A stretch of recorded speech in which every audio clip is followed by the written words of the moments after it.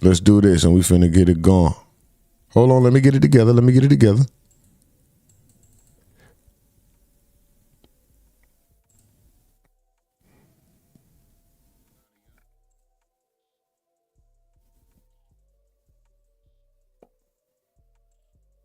Yes, sir.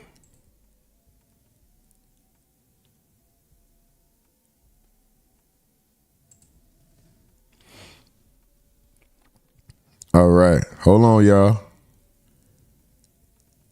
You know, we always got a few things up our sleeve. Let's go right here.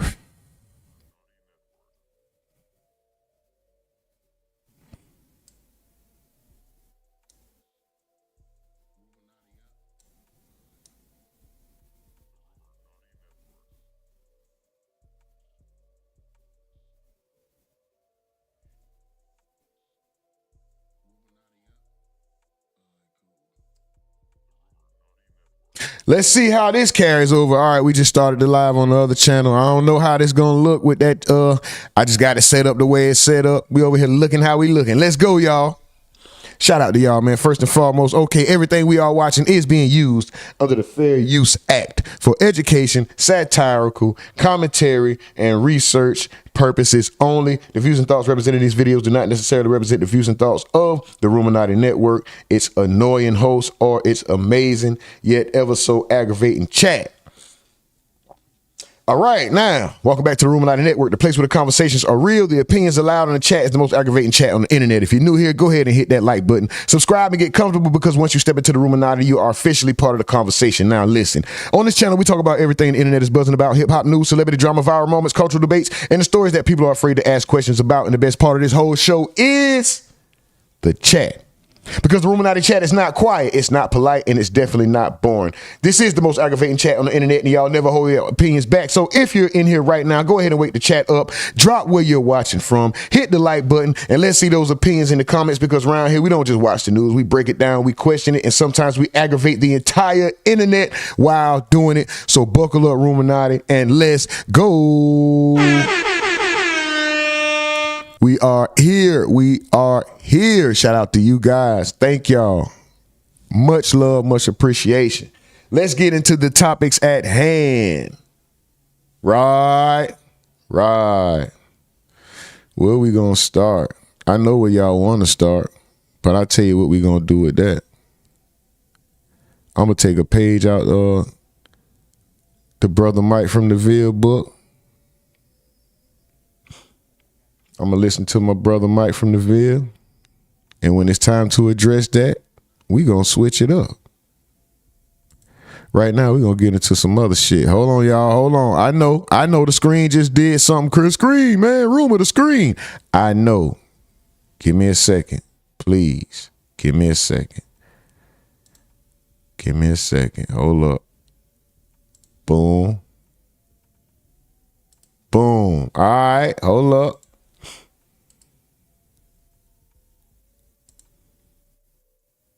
Reporting live from Hypers Club, Fight Plus News. All right, y'all thought we was going to that story, didn't you? I know. I know. I know.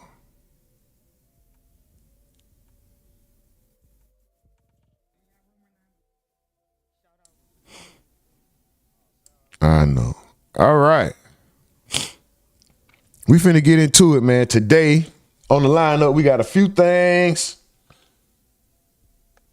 We got a few things on the lineup, guys.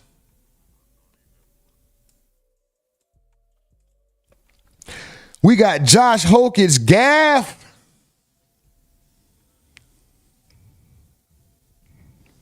Was this a bit?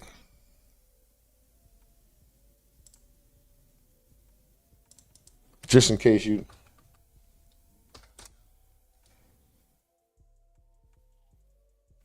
Blunder, okay?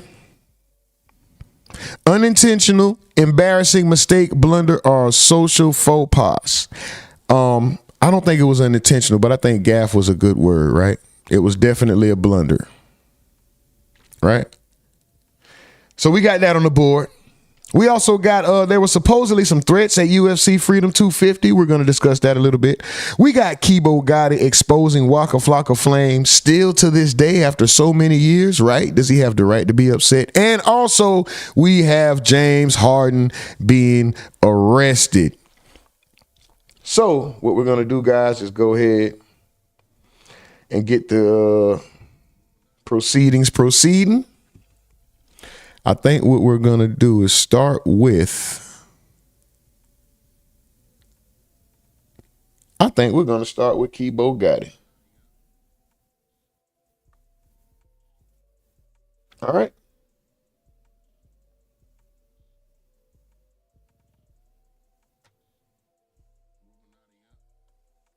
We're definitely going to start with Keebo Gotti. All right.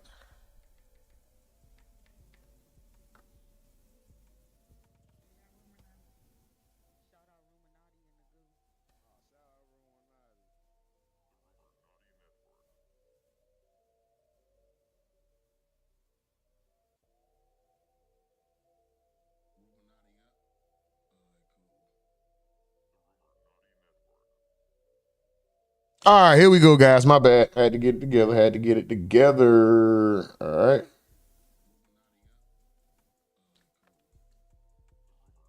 We're going to start with the Keebo Gotti situation. Let's just go there.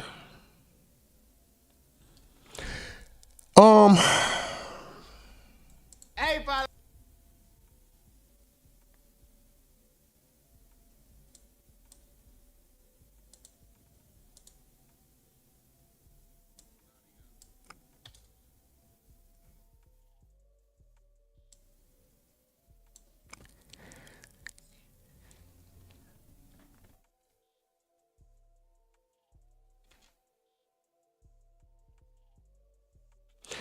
All right, so Keebo Gotti, if you didn't know, Keebo Gotti was featured on Waka's Grove Street Party, one of Waka Flocka's biggest records. A lot of fans believe Keebo Gotti should have became a bigger star. Some think it was lack of promotion or consistency.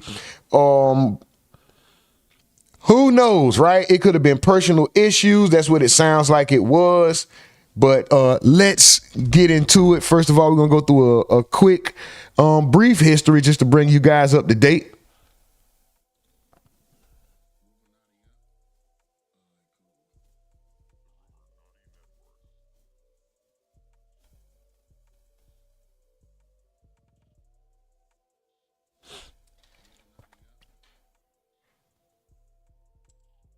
You're right. You don't pronounce the S. Waste of time as usual. Okay, well, you don't need to be here if it's a waste of time for you.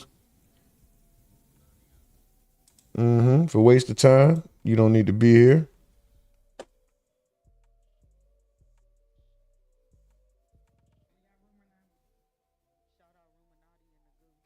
Reciprocating logic says I'm on lunch break and I ain't got time to sit and wait. I need fast food, you heard? Well, maybe this ain't the place for you, brother. This might not be the place for you, brother. Everything ain't for everybody. Always remember that.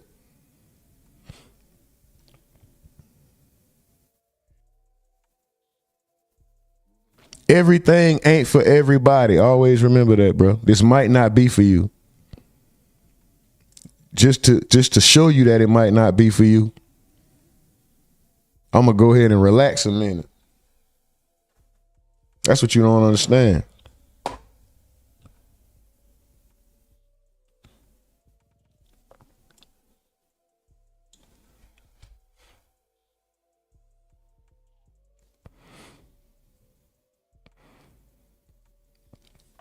That's what you not understanding. You slow down the process when you complain.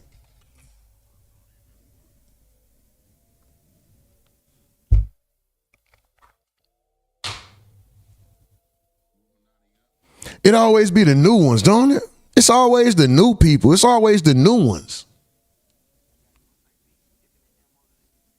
It's always somebody new who want to come in and tell you what to do with your shit. Hey man, you should do it this way. You know what you should do? Your own thing. I encourage that. Do your own thing. Don't tell me, show me.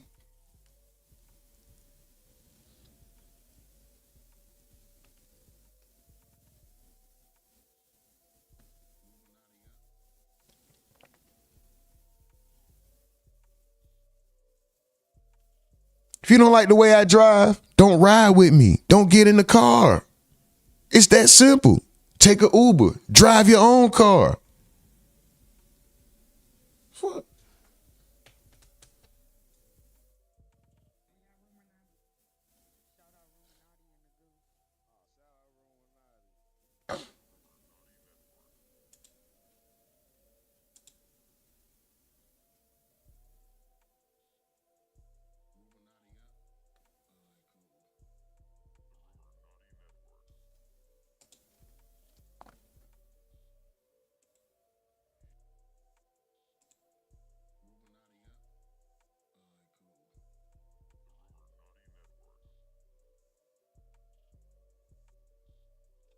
That's like, you're right. I wasn't supposed to say the S in faux pas. That's like me saying Christopher Thibodeau, and then I say Thibodeaux.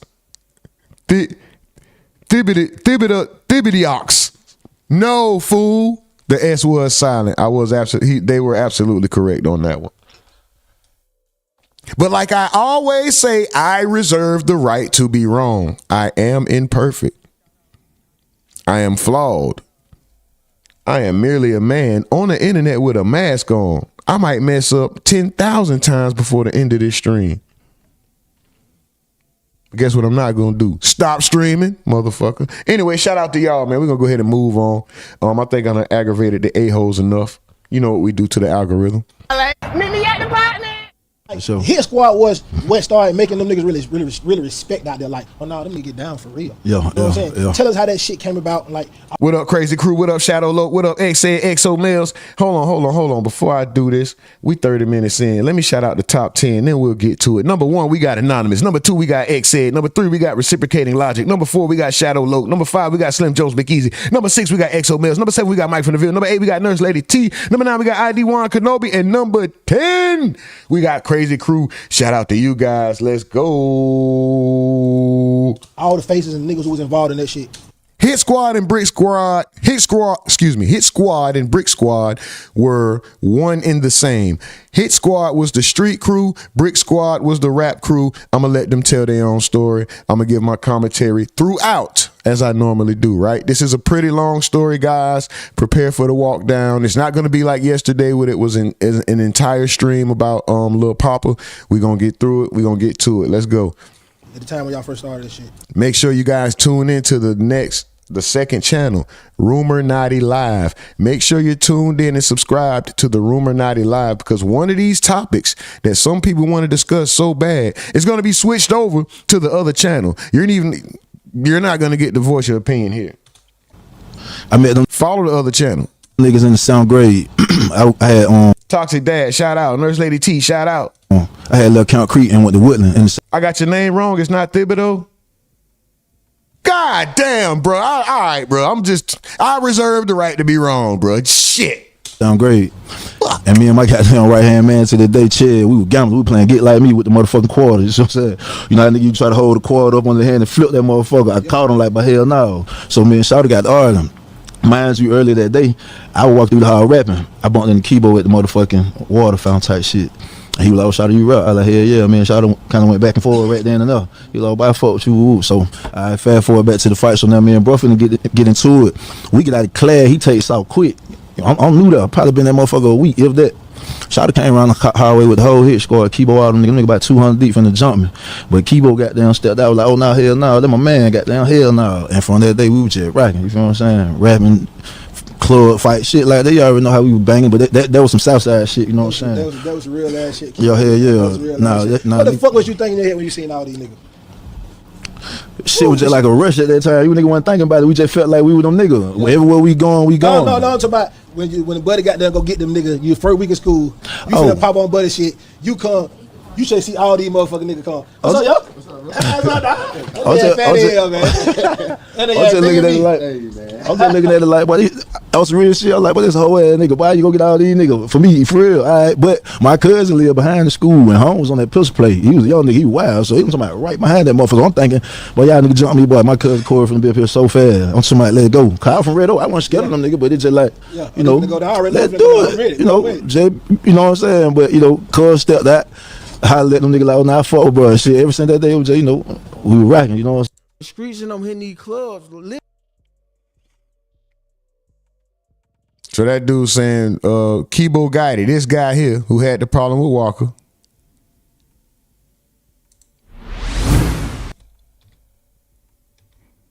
Street, nigga. Rich too, man. Keebo got it. Jimmy Cap Carter, nigga. We go so hard, man. For the record, set the record straight. We are not Brick Squad. Don't forget Rico got it fucked, nigga. Hey, nigga, we out here, nigga. We do this shit. New movement in town, man. It's real money or counterfeit, nigga. We call the niggas out for one, nigga. Ask Brick Squad, they know. Straight up. Hit Squad Grove Street, nigga. The real Grove Street, nigga. We raise you niggas. Salute, nigga. General, nigga. What? Street Zone DVD, nigga. We in the streets. Y'all nigga in the street, nigga. No, what? Everything green, baby. Everything no what's happening, nigga. Ha, let's do it. Hey man, we fucking with y'all. We fucking with y'all, man. Yeah, we fucking with y'all. Y'all know what we do, man. We rushing everything, nigga. One-on-ones, I'm knocking niggas out. Come on, man. Hey man, that man just said the realest shit alive, man. One-on-one, nigga. Shoot me the one, man. Hey, get what? It's a secret though. Nobody know this, but you know, them niggas tried some bullshit at the bowling alley the other night. You know what I'm saying? Flock tried to macho man up. He got like 30 niggas down here from New York. Woo. You know what I mean? Slim with the pop. I fuck with Slim. You're a real nigga, but come on, man. You know I got them hands. For the record, I knocked Slim out this morning, one-on-one. But you're a real nigga. You came and fight me by yourself. I love you, nigga. You know, he talking about Slim Duncan. Everybody tell you different. The fight that they had outside, you guys know.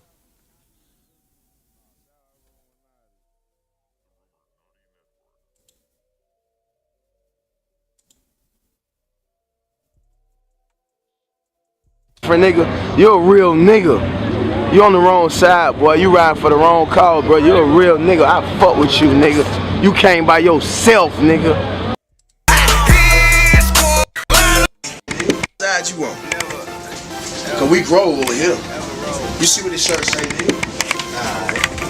We are Grove Street. To the Waka Flocka Flame fans, the nigga is a clone. You fake. This shit started from Real Money Enterprises. My label, RME. Keep it 100. Keep it 100. Why you think I ain't never got Brick Squad and that tatted on me, man? Nothing. I got Real Money tatted across my back because I carry that shit. I'm the CEO, nigga. Come on, man. Brick Squad was a branch off of Hit Squad. Come on, man. Hit Squad got hot in the streets. So, you know what niggas did. They switched the name. You know what I'm saying? So, after that shit happened, you know, I was Mars, we got a green light. If y'all see what I'm doing, do the same. Boom them. Any of that BS, we booming them. Don't even give them a chance to come back. They come in here with the nonsense, anything racial, all that disrespectful, all that. Get them out of here. Boom them. I'm booming them. Ain't no timeouts for that. Not today. I know what we talked about in the Mar meeting. Never mind. I'll boom them. I'll boom them. Real niggas talk to you on the phone, you gonna keep it real, bro. Like, you just got money, nigga, it changed, nigga. You got money, you fronted to the world, nigga. And I stood behind you even though I knew you was front. Y'all block them, I'll boom them. And nigga, cause that's what, I'm a loyal nigga. I was loyal, nigga. I came home, nigga, being loyal to you, nigga. I came home, nigga. Listen, that nigga dropped, how many mixtapes that nigga dropped before I got out of prison? I got out in 09. Then your career took off, nigga. Come on, man. Keep it real, nigga. Your shit started improving. You started moving a little better, nigga. You was moving like Keebo Gotti, nigga. Dad, what you say? Dad, what you say? Remember we was in the office? What you tell me? For real. Waka sound like the old Keebo Gotti. Keep it real, man. Ask them niggas. Pop up on you at the studio, nigga shook. Nigga ain't no by myself, nigga. Me and one more nigga. Pull up on you like, bro, what's up, bro? Talk to me man to man, nigga, what the beef about? You know what I'm saying? Why you ain't fucking with me? Yeah, you know what it was? You know what you told your mama? Oh, I ain't fucking with Keebo cause he gonna always take caps out. I should've paid the man. Come on, man. Y'all doing shady business. Come on, that shady business over there. Everybody over there getting fucked. Why you think everybody leaving? And I ain't got no check from Grove Street Party, nigga. Them folks sent me a check from BMI. That shit was $2,700, nigga. I took that and bought t-shirts with it, nigga. Pop bottles with that shit, nigga. Smoke that shit up, nigga. Fuck you, talking about, nigga. Hell is wrong with you, nigga. Y'all niggas around here building y'all reputation off other niggas. Come see me, nigga. Fuck you, talking about, nigga. You not no gangster, nigga. You don't go hard in the paint, nigga. I do.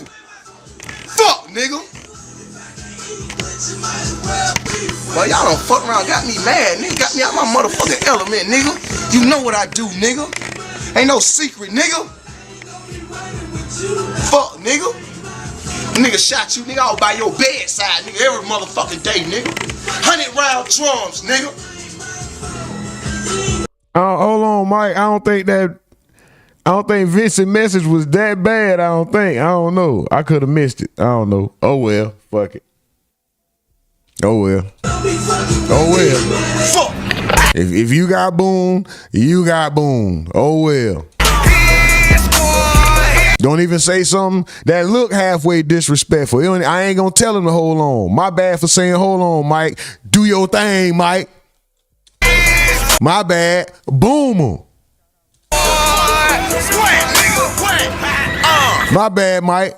I shouldn't even said that. Boom on. Green light gang. Mars got the green light. If it even look funny, bro, if the Mars get you out of here, I'm not questioning it, bro. Don't type nothing that even look halfway remotely close to disrespect. If you got to think about, does my comment may be taken out of context. If you got to explain your comment, it's disrespectful, fam. They gonna boom you. And I ain't stopping them. I don't care. They gonna boom you, I'ma laugh.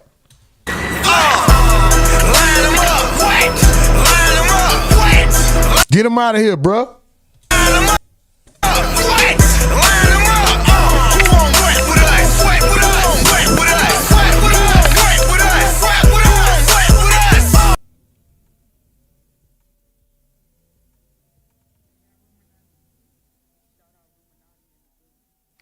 Anyway, let's get to the updated complaints that Keebo got, right? This is a very recent interview with Atlanta World Star Hip Hop. This interview came out 1 month ago, actually. Keebo Gotti breaks down history of Brick Squad and Hit Squad. 15-year feud between him and Waka Flocka. Let's go. Literally 100 deep. Facts. Just pulling up like 100 niggas and women. Like we pulling up like not no 47, not no 52, like literally 100 people plus. Bro, they clowning y'all ass.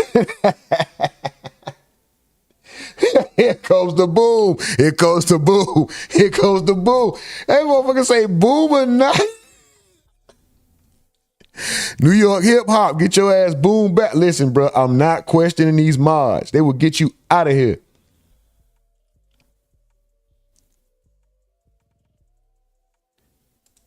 Cam says, damn, I didn't even know this beef happened. I got out in 07 and moved to the A in 09. What's up with it, Gio? What's up with it, Gregory Bean? What's up with it, X-Ed? What's up with it, Mike from the Ville? Nurse Lady, TXO Mills. Who else we got? Oh, they got kicked out. What's up, Who They? What's up, what's Shadow Loke at? What's up, Shadow Loke? I see y'all. What's up, Crazy Crew? What up, Toxic Dad? I see y'all. I see y'all. Reciprocating Logic, what up? Keywan Lewis, what up? All right, guys, we're going to keep the content going. I just had to shout out the chat real quick.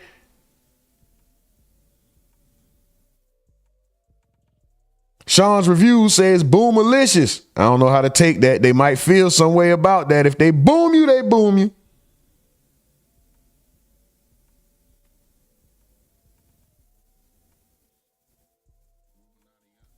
Mills, is that Spanish? Wow. Is that Spanish? Damn.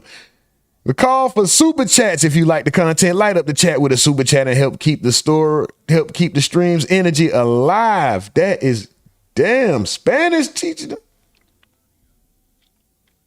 LB says, dude is streaming from a yurt. That's funny as hell. Yurt.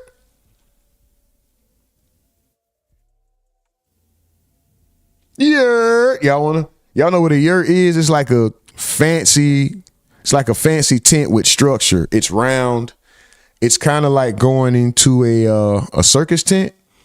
It's circular. The top still comes to an angle.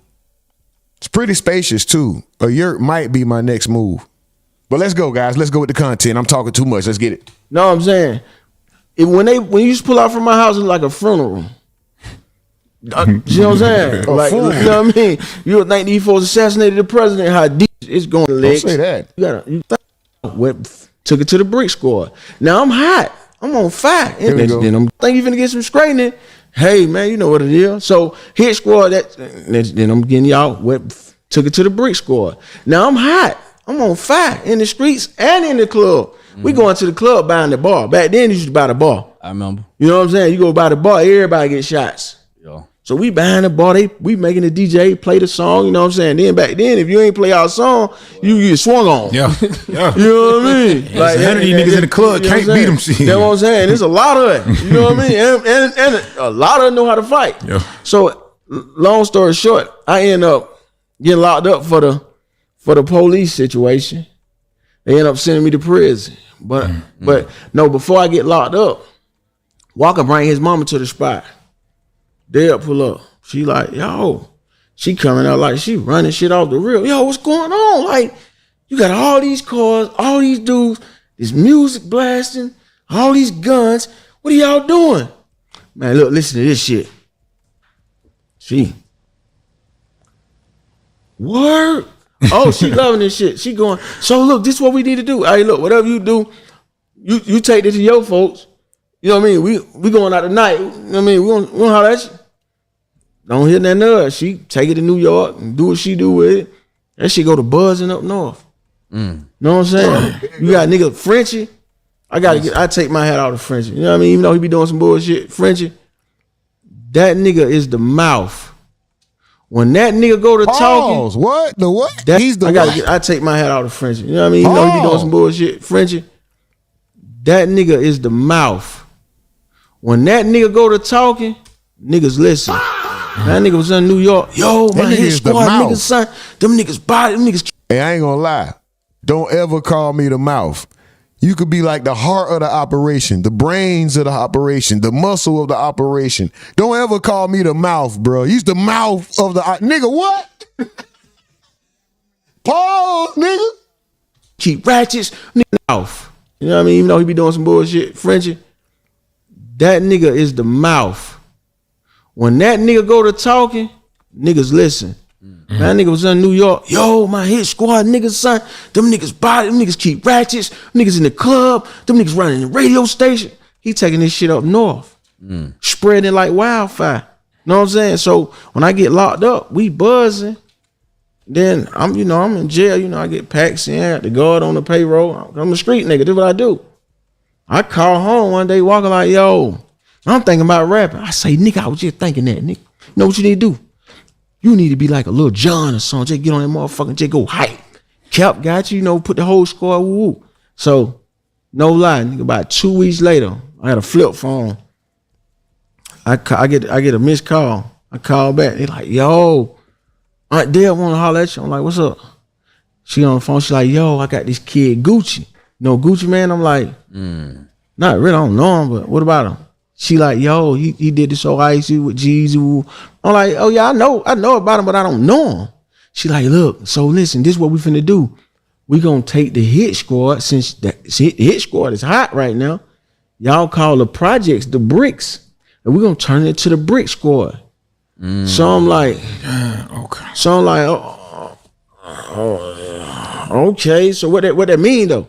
It's like hit squad still in the streets. Y'all y'all got the street cred, but brick squad got to be the rap group.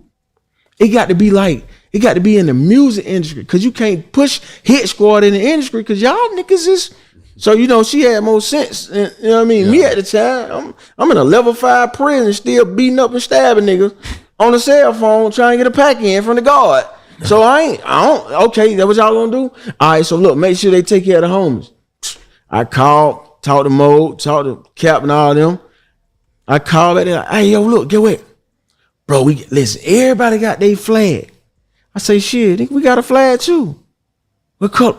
We're gonna go green.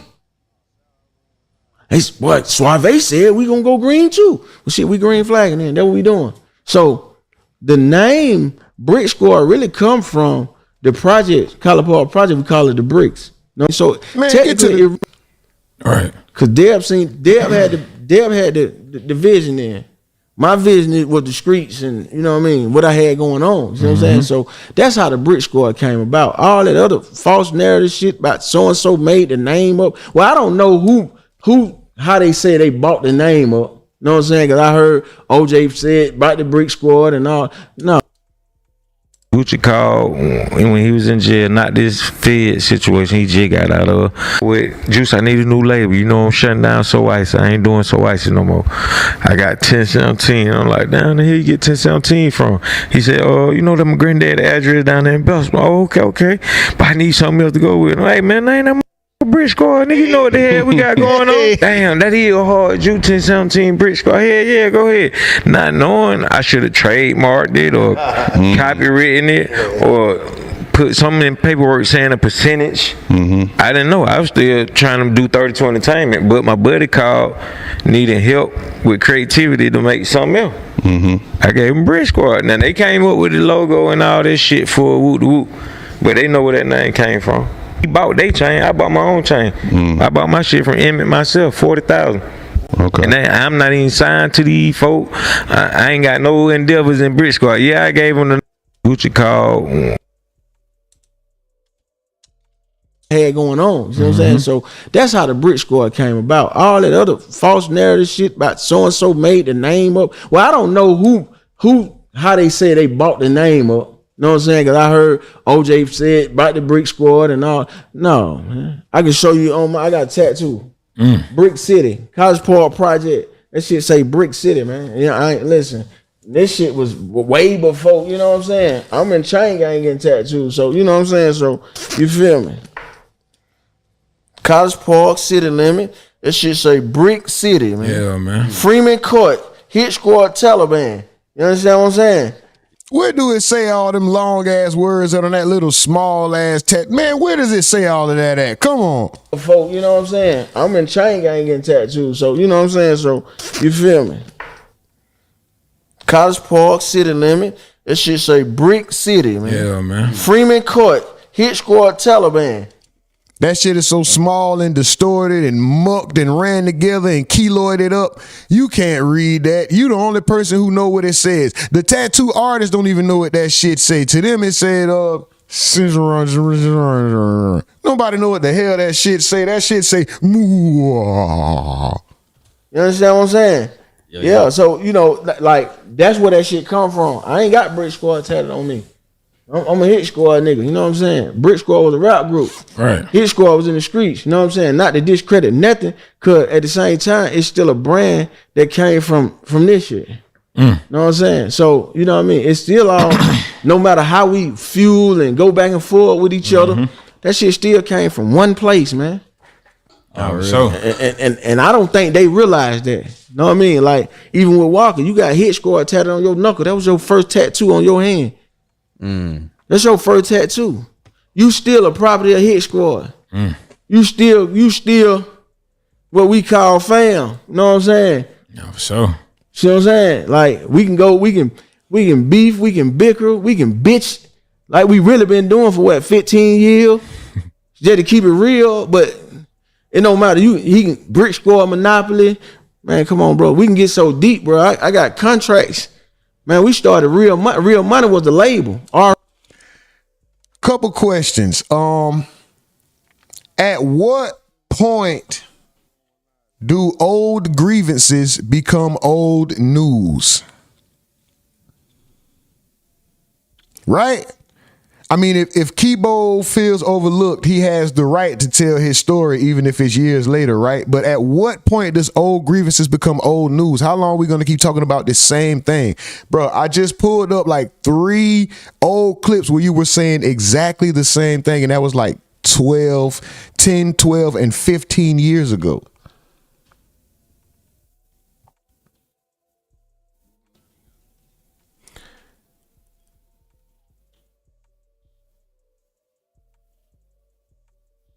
There's more, brothers. He just always. Keebo like a bully, bro. I think he bullied Bow Wow. I'm not gonna play this, but he had a song with Lil Bow Wow. I swear he muscled and bullied his way into this feature, bro. This man got a song with Lil Bow Wow. Hold on, what's the top story? For business. Hey, the whole world been on lockdown, right? Except Atlanta. Yeah. But free the world, though. He got a song with Lil Bow Wow. Guess how many views it got 4 years ago? 3.3K views, and you got a song with Lil Bow Wow. Wow. I don't know if it's blackballed. I don't know if look at Lil Bow Wow. I know y'all want, bro. We might play it, bro. I might have to play it just to.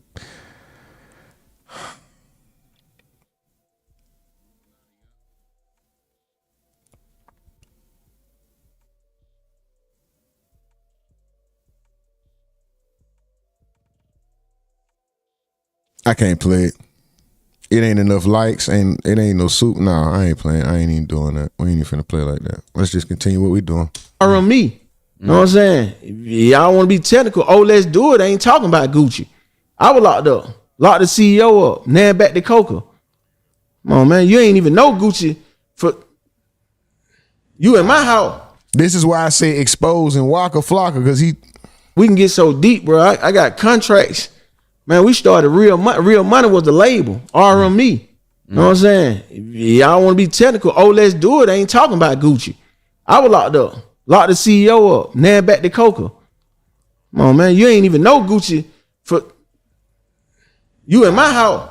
Stacks on the floor, wide Keebo water with it. Shift it to the left, then he shift it to the right. So icy brick boys got it all night. I got it all night, yeah. Okay, then. He ain't lying. That was. You in my house. Stacks on the floor, wide Keebo water with it. Shift it to the left, then he shift it to the right. So icy brick boys got it all night. Look at the conviction. So icy brick boys got it all night. They're gonna look at it like that was a mic drop moment. I mean, he's correct. He's correct. I mean, is this a situation of loyalty versus business? Y'all already know when money enters the picture, friendships get tested, bro. That's just how it goes when it comes to money, finances, when you're dealing with people. Especially them not having a real relationship prior to. If you got brought around, according to Keebo Gotti, like this was some. Hold on, I'm saying that wrong. They was the streets, Walking them was the industry. The two got merged. So of course that's gonna bring you closer if y'all not around each other every day. Once you merge the two, that brings you all closer, right? What are the expectations when you got a industry attitude? I'm not saying Walker is industry attitude, but I'm using him for example. Industry attitude versus street attitude, two different types of loyalty. Industry attitude is I'm loyal to you as long as I need you, as long as you're in my face, as long as we're producing good things, as long as it's gainful for me. Street loyalty is to a fault. We will die together. We will go broke together. We will commit crimes together. We will lose everything together. So it's two different types of loyalty. One person coming at it from a street aspect, the other coming at it from a business aspect, you know?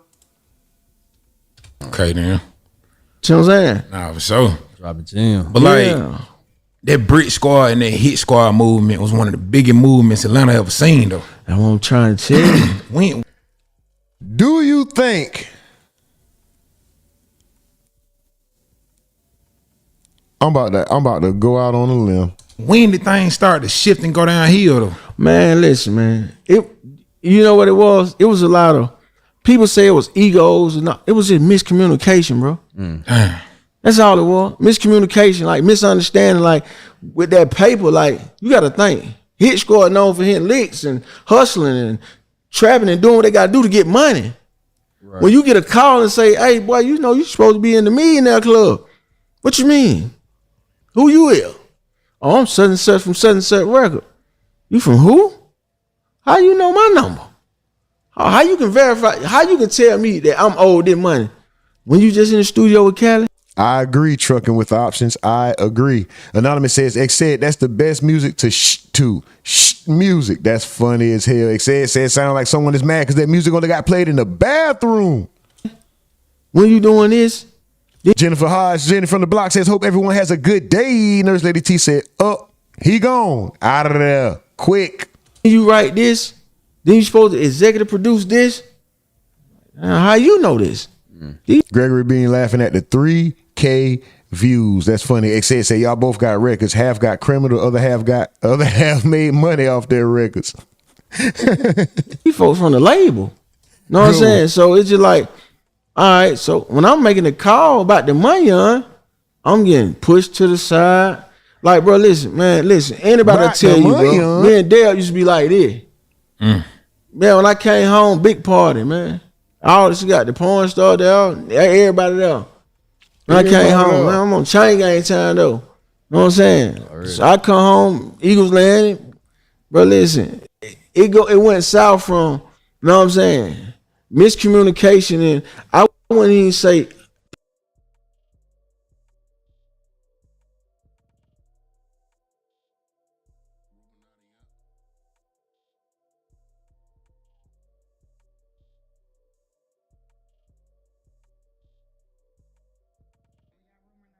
people might say greed, right? Because let me see something. I just look at it like this. Everybody got a job to do, right? Right. And everybody got a position to play and a position to fill. Know what I'm saying? And me not understanding their position as not just a businesswoman in the industry full of sharks, also a mother. See what I'm saying? Now, her being a mother with a son that got a friend or friends that don't play no games. Man, what you talking about? You owe me money, I need that. Hey, partner, your mama owe me. You know how I play about that paper. Know what I mean? We just wrap little buddy them up about that little bit. Know what I mean? But that's a whole lot. Talking about we just rap little buddy them up. Come on, bro. Y'all ain't rap. Well, I ain't gonna say that. I'll let your mama throw like, you know what I'm saying? Like, what's up? Mm-hmm. Oh boy. So you know, she being a mother and a businesswoman, she gotta protect her son first.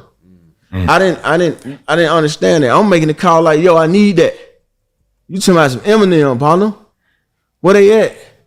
Oh man, I done got police something on me and everything. Nah. Yeah, I went to the office one day. The police pulled up and told me I can't be there. And now I used to be in the office. I pull up the Eagles landing. Hey, Keebo, what's up? Security. Oh man, ain't no more. You can't pull up too much. You Keebo no more. Them folk call the police. Well, now that you and Waka done matured, y'all done grew up in life and everything, was y'all ever to like work out them differences? Or? Man, you wouldn't even believe I done seen Waka so many times. By himself. I always catch him like by himself. I just seen him last year, 2 days after my birthday. Like, and I'm gonna be real with you. Every time I see you, you on some, bruh, you know what I mean? Then when I leave, you do some other shit. Yeah, like even with the interview, you probably get a DM. Don't fuck with y'all. It been like that. And a lot of niggas know this.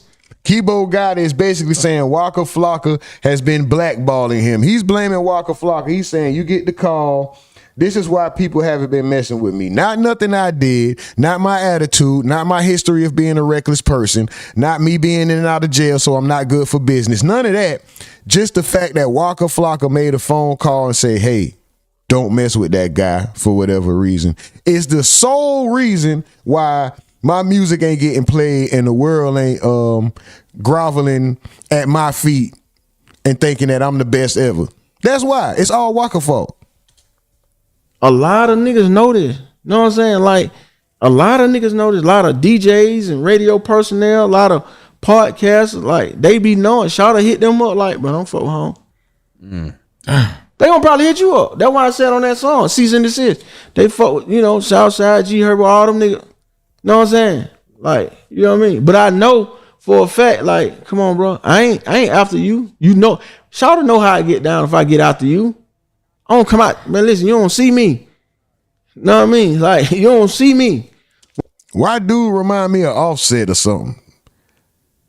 Something about this dude remind me of Offset. The look, even the talk. He's like a meaner, tougher, more street, more ignorant version of Offset.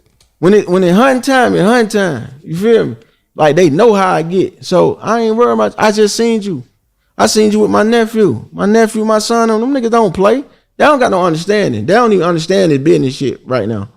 You know what I'm saying? They just know and pop, like, and they ain't gonna play by me. See what I'm saying? So I'm teaching them as we go. You know what I'm saying? So they don't make the same mistakes. Cause in the industry, like, I've been known to be a bully. You know, I knock a rapper out. You know, I'm ready to fight. What you want to do? Cause I can fight. So is that a reason? Could that be a reason? Could that be a reason that you are not where you think you should be?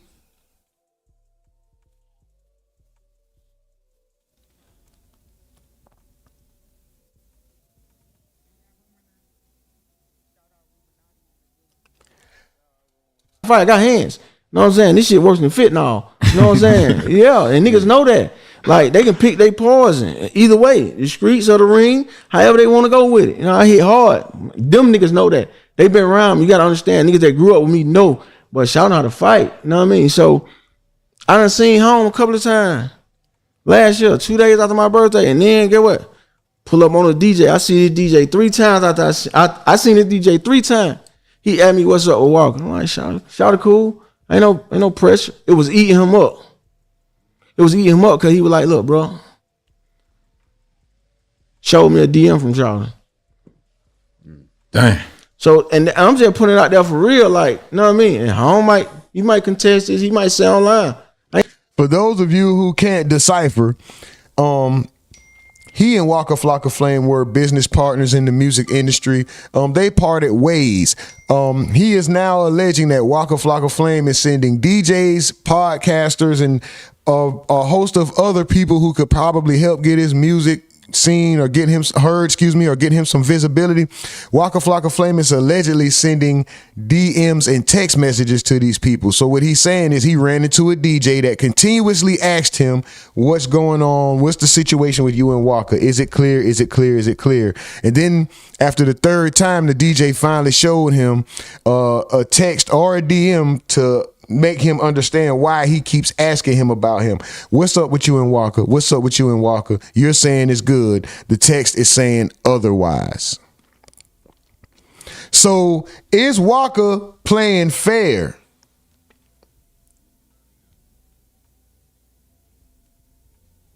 Is Waka playing fair? By blackballing him, whether we have disagreements or not, you should never, in my opinion, you shouldn't want to stop another man from feeding his family. So I don't see the severity in it. I don't understand why it's to this extent. If this is true, why is Waka Flocka getting him blackballed? If he's really not all of that, if he already has this bad reputation, won't he pretty much blackball himself? You don't have to do the work. Let him do it. Let nature take its course, right? Ain't got no reason to lie on him. You know what I'm saying? Like, ain't never been no hate. Man, ain't never been no hate. Bro, everything you done did, you a product of Hit Squad. No matter what. Nigga, Keebo always been your big brother. I ain't listen. You gotta think. Them niggas don't listen to Waka. Who you think they listen to? They wasn't listening to Waka back then. Who you think they were listening to? When you said Hit Squad, you thought of Keebo. Shout to pull up. Yeah, you ain't think of Waka. Think about that. Like, your credibility come from Hit Squad, the streets. Brick Squad rapping. Okay, you got the fame, the notoriety from, you know what I'm saying? But get what? We can take it to there. We can do numbers. Right? We can do numbers, right? We can look it up. Your 2 biggest hits is what? All they do it. On Grove Street Party. Grove Street Party. Now, and I know niggas gonna be like, oh, he lied. No Hands is not his record. They can say Gucci went in the studio and all that. Shout out to Boom, man. Shout out to Roscoe Dad. But they know who ran in the studio. And hey, boy, we need the Masters. Niggas don't even know what Masters is, but nephew, go get the Masters. I don't even know what it is at the time. Yeah, but if you look at it, I got 16 for the Roscoe thing. Why would Wale, a well-known artist, say I got 16 bars for this Roscoe song if it's Waka song? Damn. We was bullies. Like, we can take your record. You ain't going against the squad. We don't give a damn who you is. Even Diddy. Facts. Get what? In the video, oh, let's do it. No, them niggas was finna take Raw Phantom out there. Nah. Look, AI. Man, free AI. From the project. See, Walker can't control the projects. The projects, them hit squad niggas from the project, they different. 3,700, 4,900, they different. You see what I'm saying? Listen, Derek called me up there in the Central Station. Hey, nephew, did it right there. But them old time, Rick Ross. Oh, I'm finna go buck on my folk, cause get what? This my partner video shoot. Well, this amazing. We got Diddy and Rick Ross out here. Diddy say, hey, boy, you want to get some money? Or you want them niggas want to get some money, or they want to go to jail? I said, well, ain't nobody going to jail out here. You tripping. I tell you what, listen, the green flag movement, you going to put this up in the video. AI threw the flag at Diddy, bro. Come on, man. You can't listen, cause get what? We in the streets. We didn't care about that. Like, you got niggas that didn't care about this shit. They only love it because it's us doing it. Y'all doing it. Yeah, they don't care. These niggas get street money. These niggas ready to take the car. They ready to take, you got the bankroll on you. They ready to take your bankroll, strip you for your jewels, the club shit and the neighborhood shit. Like, bro, we were real out here. And that just went in, man, The city know that here. Crazy. I can go anywhere. You got recognition for the music. But where it went left at is miscommunication. And I reached out for months. I ain't work over the paper. P&D deal from this. You know what I mean? Them folks was sending a check for Keebo. Never seen it. I'm still out here busting licks. Then you got to think, bro. I was having kids then, so I'm always been a family man. But if you start doing what you doing to our block, we can pay you. That way we can make some money. Okay, cool. That's how I thought it was. I pull up, hey, boy, y'all, come on, bro. Walker went doing shows for down there 15 years in Atlanta. But just started popping up in Atlanta. Pay attention. Right? This ain't no. I ain't being no bully. I ain't saying nobody's scared. I'm just saying pay attention. Where? Go look through all the promotion, all that. Come on. There was a very long time Waka Flocka wasn't doing shows in Atlanta. Now, remember what he's speaking on is the time. Remember Waka Flocka did that whole, what was that, EDM movement shit? It was a very long time. I'm not co-signing what Keebo is saying. I'm just pointing out the fact that there was a long period of time Waka Flocka was not doing shows in Atlanta. He is correct. I don't know that this is the cause. Like X says, I agree. We need to hear Waka's side. You've been telling this story for 15 years, brother. 15 plus. This was 14 years ago. Y'all see that? 14 years ago, Keebo Gotti dissed Waka Flocka. He just said all the same shit right here in this video. What was the other video we looked at? How long was that one? This video. This was 14 years ago. He just said all the same shit he just said. Oh, he said it in a more aggressive manner, a more profane manner, but he basically repeated all of the same things that he repeated in this interview right here. 15 years ago to 1 month ago, the same exact story. The question I'm posing, well, there's a few questions here.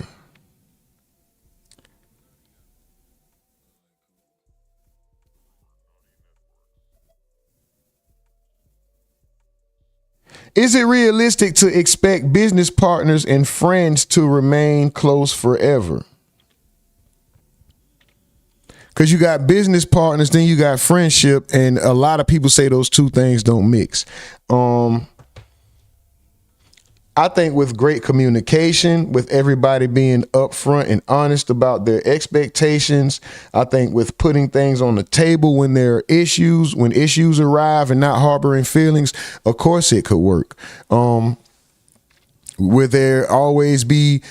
it always just be a harmonious situation and everything is this utopia of great and just cordial, everything is just perfect? No, that's false. That never happens in any relationship, right?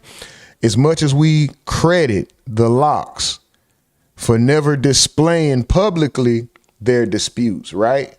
You think they don't see eye to eye? You think there's times that the Locks didn't talk to, there aren't times that the Locks didn't talk to each other? You think the Locks never had disagreements or arguments or been like, man, fuck that nigga for like a month?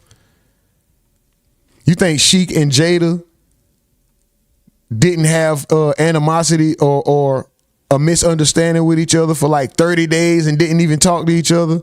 Or maybe 2 weeks or something, or maybe more, maybe longer, maybe a year. You think Sheik Luch is shoulder to shoulder with SP the Ghost every day, and they talking and calling every day? No. I think these guys, they weren't friends originally. The communication wasn't there.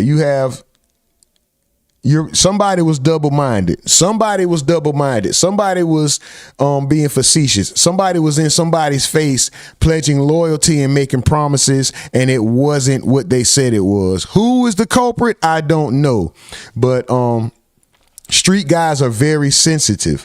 And when you tell them, when you mention something to them about loyalty, if they are actually loyal street guys themselves, they take that to heart and they will hold you to that. Even when they're wrong, they will still hold you to the loyalty you're supposed to have, even when they go and do something wrong. Just like look at AB. Look at AB, right? So it's a few things to question here, right? Is it unfair to blame Waka for this man's career and where it turned out? Especially when you saying Waka said, lock my CEO up. So you was over Waka at one point and then ended up signing a Deb, and now that puts Waka and everything else over you. Are you feeling some kind of way because it wasn't you?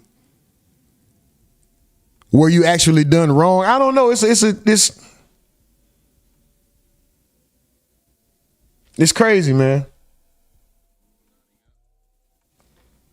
It's crazy. Now, Keebo, did you ever get a chance to meet Gucci Mane personally? Yeah. Gucci tried to sign me.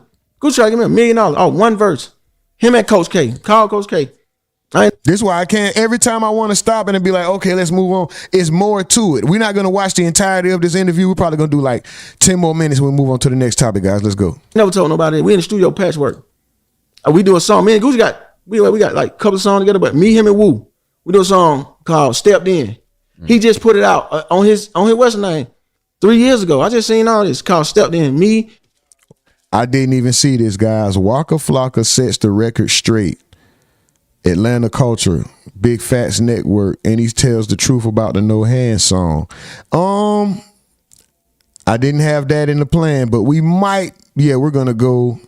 After this, we're going to go to that and see if Waka responded to him. I'm just going to breeze through it. So if I miss a part where Waka actually responds to him, my fault, guys. But I didn't know that. I didn't see it at all. I was looking for this. It just popped up. Anyway, let's go. Me, him, and Gucci. I go in there and freestyle the verse. They was this right before they finna drop the So Icy Boy. Mm-hmm. Man, boy, Frenchie, get on the phone and tell. Yeah, he called there right there. That's why he said Frenchie the mouth. He talked too damn much. Pause. He went and told. Yo, Gucci talking about let's stop the he ain't doing it So Icy Boy. He want to sign Keebo, give Keebo $1 million. Told Coach K that right there in the studio. Coach K was sitting right to the right. So when I came out the booth, he like, bit out, you going there like that? Walker like, bro, I told you, bro, hard, bro, the one reason I'm rapping. Walker used to always sound the reason he rapping. You know what I'm saying? Like, they go from that to this. All right, Chet, so have you been paying attention? 3-0, knowing you supposed to have 6 on? You know what I mean? You looking in the shoe box like, oh, that's a hump. But you supposed to have some meat. I don't know what kind of mental space Shaita was in, you know what I'm saying? Like, but me personally, like, you know what I mean? I just thankful I had people to come in on my part because I was in that same mind frame or even worse. You know what I'm saying? He said he was about to ready to pull a Pooh Shiesty, but worse. So what you think that mean? Yeah, on my part, because I was in that same mind frame or even worse. You know what I'm saying? So, allegedly, Pooh Shiesty, they set up a business meeting, right? Yeah. And which turned to kidnapping, armed robbery. Allegedly. Allegedly, yeah. Gotta say allegedly. Yeah. We'll edit that shit. So allegedly, who was shot to set up a bidding meeting with Gucci. He basically talking about how if they Gucci. gonna put it like that, when the police called, you told them. Think if it's not in the streets, it's trying to say what a snitch is. But they ain't in the streets. Listen, and sometimes, like to me, if they gonna put it like that, when the police called, you told them. Think about that. If the soon you dial 911, you done told. So, now, if they want to be technical, but to me, a snitch is a nigga that done brought down the whole organization. They saying, oh, you keeping a nigga from their family. You keep on tell your fuck what's up. But you know how moms is. So now I get it, mama. Or they husband gonna go against that wife? You think I expect Waka to go against his mama? Nah. I didn't know that at the time though. I wasn't thinking that at the time. Like, hey, bro, you don't tell your fuck what's up. But you know how moms is. So now I get it. You can't expect, you know what I'm saying? So with Gucci situation and him being called a rat, like, bro, if my wife told. But once the police thing got called, that's what they call incident reports. Bro, if a motherfucker breaking your house, God forbid, not even you, I'm just putting it on the invisible man. We don't put no jinx on nobody. Motherfucker breaking so-and-so, steal so-and-so car. He got to call the police to make a report. Is he a snitch? Oh, they gonna say that's different. Purposes. Yeah, insurance purpose. You gonna get that money on. You gonna get it back. They got it on camera. We need to see the camera footage. Shit, I gotta reimburse. I gotta get reimbursed for this car. Right. I gotta get reimbursed for the shit they took out my house. So, like back to what you saying. Right. If you not bringing out no organization, you ain't telling no nigga that I mean killed my partner. Cause it was crazy. It was an unexpected night. You know what I'm saying? Me and the bros on the way to the studio. And this is why I'm so locked in with the music. Cause when he walked in my studio, when he walked into the crib, he like, shit, big bro. If a nigga don't make it in the music, he gonna be dead soon. That's what he said. An hour later, he was dead. An hour later, he was dead. And it was like, mentally, you don't know what niggas be going through, right? Whatever he was going through, it was on him. Like, he was like, bro, I'm fucked up. I am. I'm like, bro, we straight, bro. Just locked in with a billionaire. Boy, I got Nelly on, I got JD on, they folk bagging me. At this time, we over there at Shakespeare Studio. You know what I'm saying? Like, you know what I mean? I got Park bit barred them behind. Like, you know what I mean? Like, it's Bow Wow, everybody fucking with me. I'm like, bro, we straight. We gonna be good, bro. You know, score, I got you. Oh, boy, I ain't got nothing on me. He had nothing on. I give him a little something. Here, boy, I got nothing on. You know what I mean? Young niggas outside, they done pulled them a lick. Crawled away, I don't know. You know what I mean? We walk out the door. They out there. Bro. Why don't we just caught this? They got shit all in their hand. Ooh, you know what I mean? I can't get into too much detail. Well, they already did the trial and all that shit already went over. It's over. You know what I mean? But anyway, you know, just like I said, miscommunication. I don't know what they done did. They, you know what I'm saying? But the nigga they robbed, he ended up being a brother or a friend or something of a squad nigga. Wow. So like I say, all for one for all. You know what I'm saying? Red felt some kind of way. And by Red confronting them. Now, let me tell you, them nigga that shot me with my neighbor. That's what niggas don't know. They stayed upstairs with my neighbor. Had good, big respect for a nigga. Big brother, them your folk. Yeah, man. Get the shit back. He gave some of it back. But Red didn't want to go for that. You know what I'm saying? Hey, man, y'all ain't got to come up off all that. You know, young niggas having friction and ego, and one thing led to another, and all I know is shots go off. You know what I'm saying? To the day, I'm telling them, folks, I ain't seen nobody shoot me. You know what I'm saying? Niggas saying I jumped in front of the gun, trying to save the red light. You know what I'm saying? I remember doing that, but I still don't know what you know what I'm saying? Then like I told them, folks, I don't know who, you know what I mean? But the nigga just said the person that shot me is my neighbor. And then he said, never mind. Back to just when a nigga turn themselves in and say they did it, where that put you at? You see what I'm saying? Where that put you at? Cause you know, nigga try to say I told on buddy. How? If you go, Oh, so that's what been going on. Keebo Gotti got snitch allegations. Go turn yourself in. Right. Yeah, he turn. Even though if the way he's telling the story is correct, then he's not a rat, but Turn yourself in for the shit. Yeah, I mean, my mama ain't gonna convince me to go down there. I don't care. Fear for my life or not. Mama, listen. I got you. Don't worry. Ain't nobody finna come to your house. Don't worry about that. I ain't turning myself in. You know they call me the gingerbread man, right? Y'all ain't know that. Catch me if you can. That what they got. That what they got. That what Gucci them got that shit from. The gingerbread man. Yeah, that's me. I'm the real gingerbread man. Everybody in the hit squad know that's my secret identity. Now the world know. The gingerbread man. I ain't gonna lie, he been saying that for years, bro. I could pull up so many old clips of Keebo Gotti saying that. Not that it means anything or whatever, but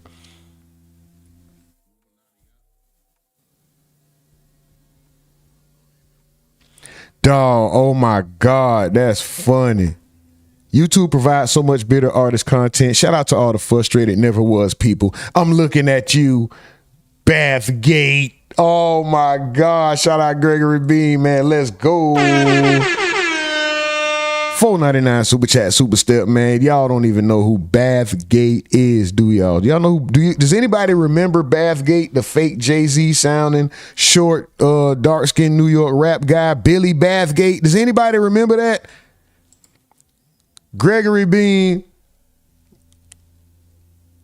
Hold on.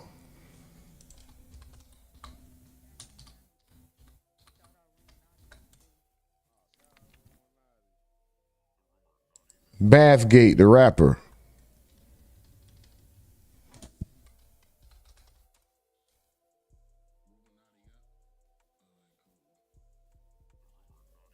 Okay, Billy Bathgate is from West Oakland. He's an underground hip hop artist. Bathgate, Uptown MC, a rapper from Harlem, New York, who gained heavy traction in the early 2000s. No, he didn't have heavy traction with street anthems like Bump That. He built a massive, come on, bro, underground buzz participating in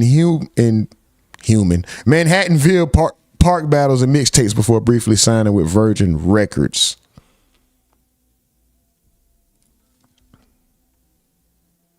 Let's see if I can find a.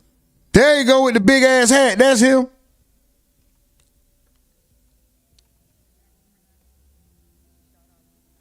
That's him. Hey, yo, Bump That.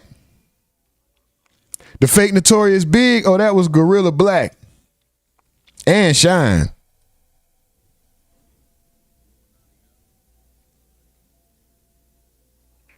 Let's see what Waka Flocka had to say, guys. Hold on. Let's go to this video and see if Waka actually responded to any of this. I don't know. I didn't watch this. I don't know what's going. I don't know anything contained in this video. Let's just see. Waka sets the record straight. That was Waka. Try to rap shit out. I ain't do that. I decided probably when people start playing my music. Trick my hoes. So look, back then you and Gucci was like brothers, man. Tell me what that relationship was like before the fame. He's still a brother. Mm-hmm. So he got to be clear through you, huh? Yeah. 100%. I like that. I like that. Because I know what he was going through and what his personal he's facing. I just know all his problems. So, and as a friend and as a brother, those stories you hear after people say, man, I should tell people that to their face. I was young. So I was so young, but it was like I was just rah with it. We was grown ups. I spent blood out. So we thinking this whooping. We like, oh, this is the soundtrack. Like, oh, I'm a dog. I'm a dog. I'm a dog. I'm a beat on. So it was on some, I think our interpretation of why we loved it, and the beats was hard. But when I met this, it was just chilling. Like, I'm like, bro, hell nah, bro. We gotta move this. I done seen y'all had some food. This when I was on the outside looking in, had some foolish nights at that club Blaze. Oh, yeah. Blaze and Saddles. I know he had problems though. I don't got problems with nobody, bro. All my problems in Atlanta come from him. So speaking, let's get came from him. I don't got problems. Yeah, speaking of problems, man, what was the craziest moment you ever had being his security? Lock up with police, GD lock up. I'm like, wait, he come to Chicago booking another show with another nigga. Yeah, I ain't know this, right?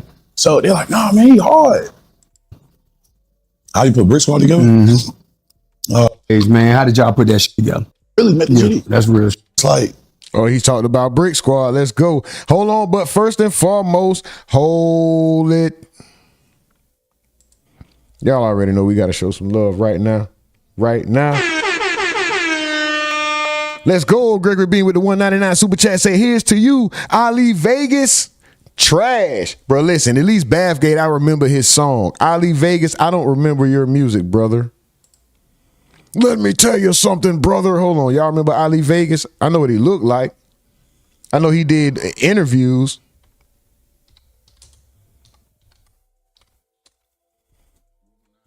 Y'all remember this guy? What song did he have? You know what? You know who I remember more than Ali Vegas, though? Because I don't remember this. I don't remember a song. I don't remember anything from this guy. But you know what I do remember? Or you know who I do remember? Mike Geronimo. Any of y'all remember Mike Geronimo? Anybody listen to Mike Geronimo? Anybody remember Mike Geronimo? They just built some. Facts X said, I thought the street guys listened to Keebo. Why ain't they give dude all this stuff back? Come on, bro. And then Keebo said, I don't know who shot me, but you on this interview and saying, my neighbor the one, I know what he's saying. Back then at that time, he didn't have no words. He didn't say who. Anyway. That was with the GDs too. That's how I really met the GDs. That's real. Did you let the GDs in the door though? That's what we want to know. Man, take us back to the Brick Squad days, man. How did y'all put that shit together? How you put Brick Squad together? So Icy. I think it's So Icy Entertainment. Okay. I think So Icy Entertainment come from Gucci, Juice, Woo, Frenchie, and everybody from East Atlanta, from the Mojos to the T-Woods to the Courtney C's. That shit's still on me. It's So Icy. For me, my love will always be So Icy. I think Brick Squad come from the fame of So Icy and the independency of Gucci. Want to just start a label. I would 100%. He started this. I couldn't tell you. Oh, nigga, I can tell you who was down with it. Who was all down with it? Oh yeah, it was just me, Woo, Gucci, Frenchie, and Juice. Yeah. Okay. Then we added like a Nicki, a French Montana's, and things of that nature. Okay. So take us back to making on. Hell, he left Keebo completely out of it. Never mentioned him. Never mentioned Hit Squad being the original Brick Squad first. I don't know that he needs to, but I can't lie. With Keebo having so much enthusiasm and saying this same rhetoric for 15 years, I feel like he's telling the truth, bro. And Waka just avoided that whole from the Mojos to the T-Woods, fame come from. You even naming Mojo, old people that Gucci ain't, man, never mind. You could have, bro. I'm gonna say Waka cap. I'm gonna say, in my opinion, Keebo Gotti is right as far as the formation of Brick Squad. I'm not saying he's right about how his career should have been handled, who should have did what for him or anything like that. No, that's not what I'm saying. I'm not saying, all you got to do is sit back and complain and then let the world come back and tell you, you're right. No, that's not what I'm saying, bro. I'm just saying when it comes to this, the creation of Brick Squad and Brick Squad only, it originated from Hit Squad. The way Waka answered that, I'm gonna say Keebo telling the truth. So Icy. I think it's So Icy Entertainment. Okay. I think So Icy Entertainment come from Gucci, Juice, Woo, Frenchie, and everybody from East Atlanta, from the Mojos to the T-Woods to the Courtney C's. That shit's still on me. It's So Icy. For me, my love will always be So Icy. I think Brick Squad come from the fame of So Icy and the independency of Gucci. Want to just start a label. I would 100%. So he started this. I couldn't tell you. Oh, nigga, I can tell you who was down with it. Who was all down with it? Oh yeah, it was just me, Woo, Gucci, Frenchie, and Juice. Yeah. Okay. Then we added like a Nicki, a French Montana's, and things of that nature. Okay. So take us back to making on Let's Do It. Yeah. It's 2009, man. What inspired the song, and how did it come about? I just want to get out the hood, bro. My mom could and be proud of her son for doing. That's really what it was. Listen, it's you. Take me back. Listen to the song. He said, "No, nigga, that me." The word. With another smash, man, hard in the paint, man. Take us through that and how that was an anthem. Yeah, because I was like, niggas be hating on LeBron. I said, nigga, I'm LeBron. Like, I felt like LeBron. Like, I was number 1. So it's obvious. You get me? It's obvious. I had something to do with that. But Crunk, yeah. Okay. What I did was, I don't even know, bro. Can't say to be the guy that bring the streets to the party and the way. Oh man, about to tear the car up, man. Right, they go bullshit. Which producer really put together your sound back then, man? And you get projects. Southside. They call it 808 Mafia. 808 Mafia. I already was going there already. If you listen to the last song on that album, that's my little brother. And when we got to get you OG now, you OG said.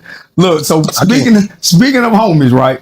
We got to get to your partner, man, Slim Duncan. He was like a brother to you, right? That's my little brother. And when you lost him, it took a massive piece of you, I'm sure.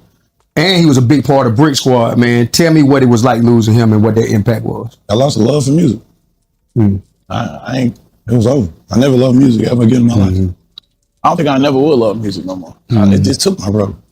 Like I did the music to get out of this spot I'm in now. Like I never seen my career going this far. Like everything was set up. If you see it, like respectfully, I say this because like me and Gooch was just always at like button heads. Like I just feel like I always feel like Gooch was his worst enemy because he grew past. He was big already. Like Gooch was where he at today. Then when he dropped Lemonade, and I feel like all right, I seen this. All right, I got to pick up what Gooch left off the little screech. And then goddamn, when I took that off and Hard in the Paint, I was like, all right, don't, man, you got this shit. In my mind, I was thinking like, see who Slim and Baby at? Yeah. I was like, that me and Gucci and Dunk Lil Wayne. Yeah. So that was my mind. Then I had Chaz with me. Chaz, my right hand man. Me, Dunk, and Chaz was the start of really Brick Squad. We was Brick Squad in the street. Like me and my two little brothers, my best friend. So when Dunk died though, it's just like, bro, y'all let my nigga die, bro. In front of y'all. They erasing the history, bro. Yeah, so and I'm out there. I'm just like, I don't know, bro. I was just young, like AJ. It was too much. Yeah, bro. I can imagine. I still ain't over this. Yeah, no cap. So look, man, you survived being shot in an attempted robbery in Atlanta, man, back in 2010. That was a robbery. Then he fires your mom.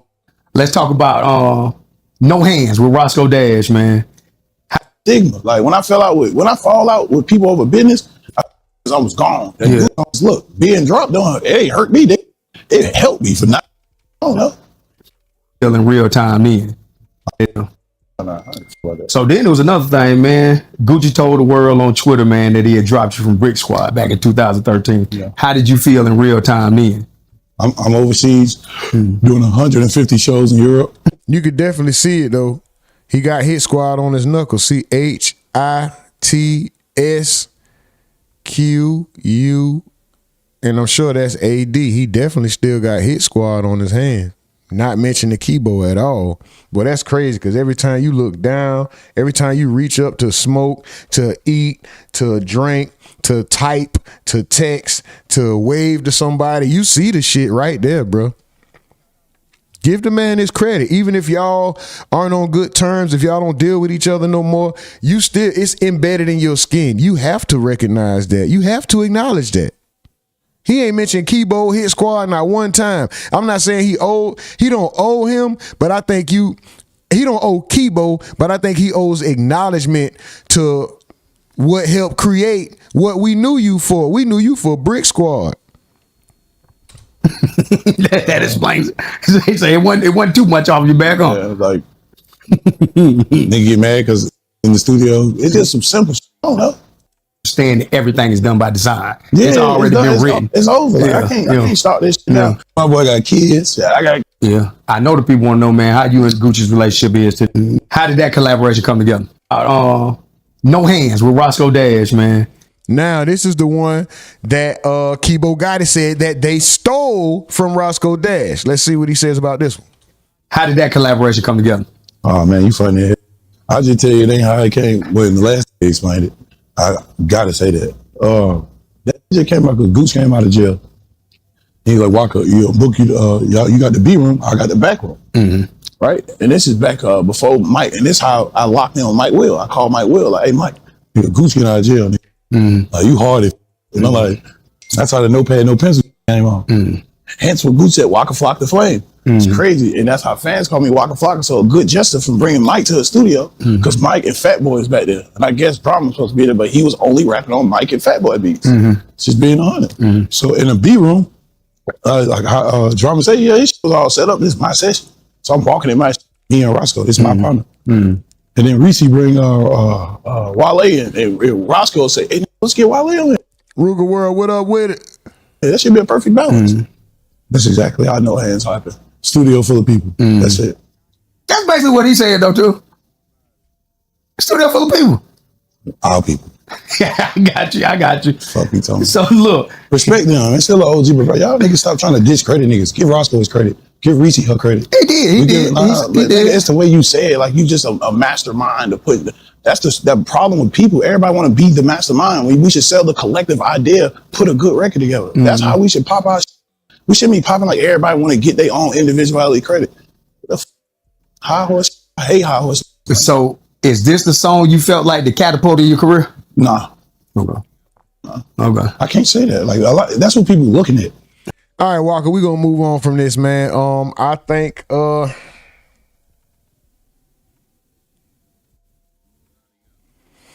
unfinished business, unsettled grievances,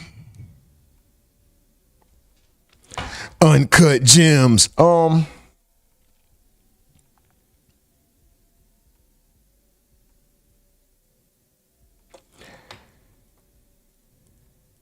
Could Brick Squad have been as big as Cash Money or G Unit if they stayed together?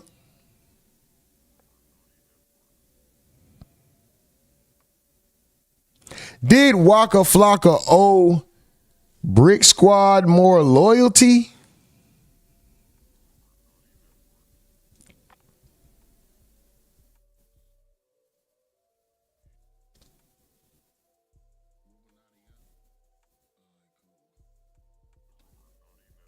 Or is it all just business at the end of the day, man? Or is it all just business at the end of the day?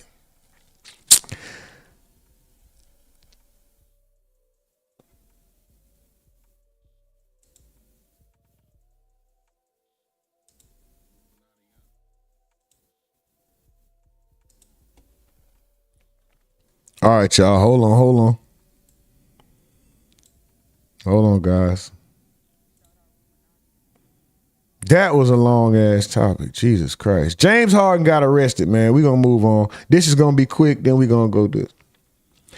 Out of Luck says, hell no, he don't owe anyone but himself.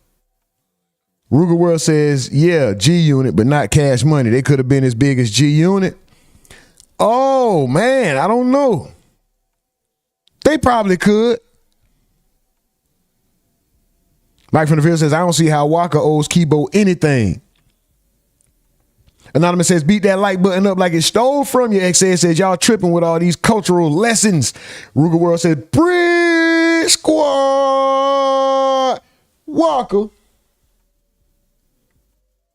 I go hard in the mother paint, nigga. Nurse Lady T say, man, what is up with y'all? Salute to the United Nations. Boy, I cannot read Norwegians. Make sure you like and subscribe. This is sort of for a like orgy. I've been on it. Man, I don't know what the hell.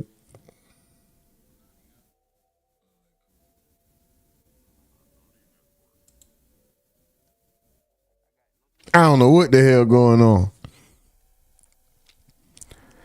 You know what? I'm glad that this took a long time because them hundreds of people that was in here, it was going to be the topics we got left. Y'all already know where they was going, right? Y'all already know where they was going. I'm glad we took a long time on this topic, brother. Go ahead and get them up out of here. Yeah, drop them green hearts in the chat. I like that.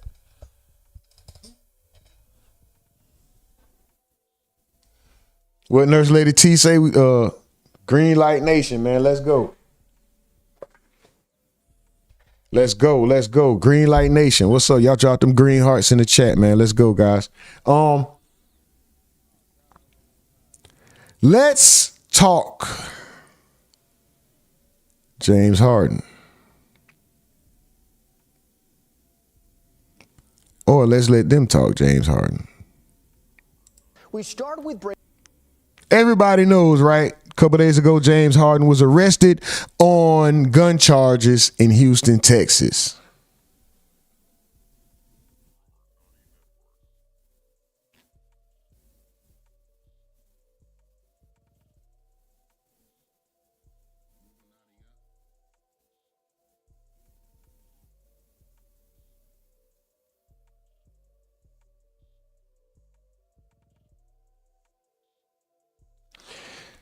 All right. James Harden was arrested in Houston on charges related to unlawfully carrying a weapon in his vehicle. The police reportedly observed a handgun in plain sight view inside his vehicle. Harden was released on bond and is scheduled to appear in court on June 22nd, right? Okay. How big of a deal is this? Harden didn't threaten anybody. The firearm wasn't used in a crime, right? How big of a deal is this, right? And should he know better, right? With having so much access to lawyers, security, as a celebrity, as a national athlete, shouldn't he know better? Right?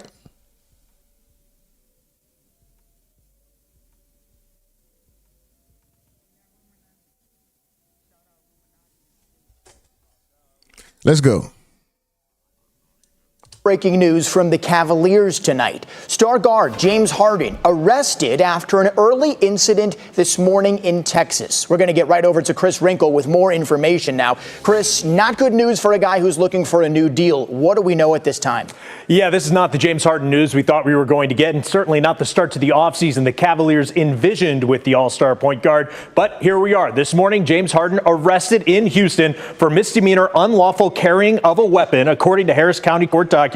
He was taken into custody around 3:41 this morning, released on bond around 7 o'clock. This all stems from when a handgun, unholstered, was observed on a car seat, the passenger seat of a car that James Harden owns. It was unregistered. Now, Harden will be arraigned on June 22nd. A statement from the Cavaliers to us saying, quote, the Cleveland Cavaliers are aware of the arrest of James Harden this morning and are in the process of gathering additional information. We are in contact with James and his representation and will continue to monitor developments as they become available. At this time, we have no further comment. Now, according to the NBA CBA, they do allow players to have firearms as long as they are registered, they have the proper documents, and the team is notified of this. Of course, Harden not having a registered handgun certainly opens himself up to some sort of NBA punishment. This all, as you said, with Harden trying to get a new deal. He does have a player option for next year, but kind of do you think that the Cavs are going to give him a little more guaranteed money? They have to decide if Harden's going to take that player option or decline it and renegotiate by the end of June, Peter. Not a great headline, but Chris, I think you mentioned it. Worth noting, this is a misdemeanor charge, and Harden has a relatively clean background. So plenty to unpack. We'll see you in just a few minutes in sports. Thank you.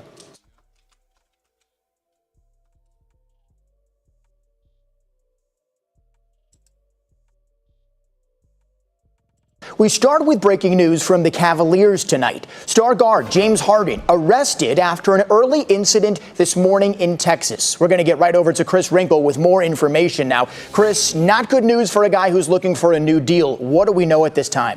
Yeah, this is not the James Harden news we thought we were going to get, and certainly not the start to the offseason the Cavaliers envisioned with the all-star point guard. But here we are. This morning, James Harden arrested in Houston for misdemeanor unlawful carrying of a weapon, according to Harris County court documents. documents. He was taken into custody around 3:41 this morning, released on bond around 7 o'clock. This all stems from when a handgun unholstered was observed on a car seat, the passenger seat of a car that James Harden owns. It was unregistered. Now Harden will be arraigned on June 22nd. A statement from the Cavaliers to us saying, quote, the Cleveland Cavaliers are aware of the arrest of James Harden this morning and are in the process of gathering additional information. We are in contact with James and his representation and will continue to monitor developments as they become available. At this time, we have no further comment. Y'all funny as hell on that Gilbert Arena shit. Y'all funny. The timing is impeccable. And welcome back to The Factor. Former MVP James Harden was arrested downtown early Saturday after police spotted a handgun sitting in his car's cup holder during a traffic stop. While Texas is famous for permitless carry, Harden was still charged with a misdemeanor. The reason, under state law, a gun cannot be in plain view inside a vehicle unless it's secured in a holster. This is the thing. He didn't need a license. It's the fact that the gun was visible.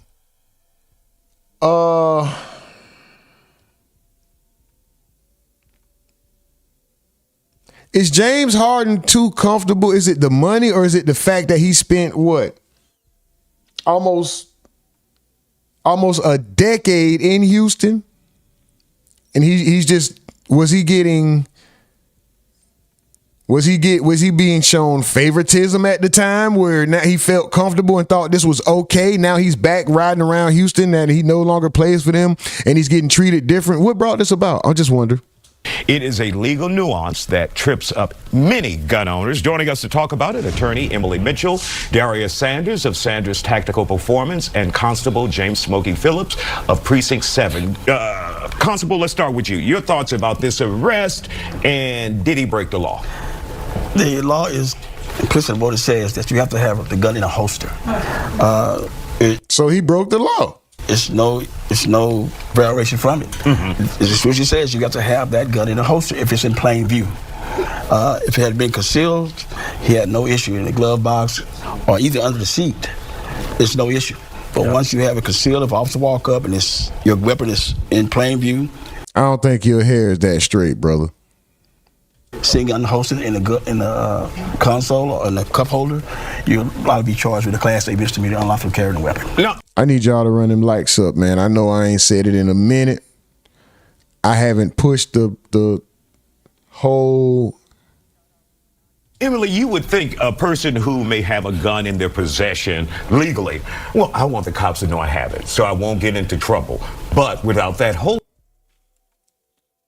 I haven't pushed one issue today. I haven't even mentioned the Cash App, $ the RUMORNATI Network. I haven't mentioned the PayPal.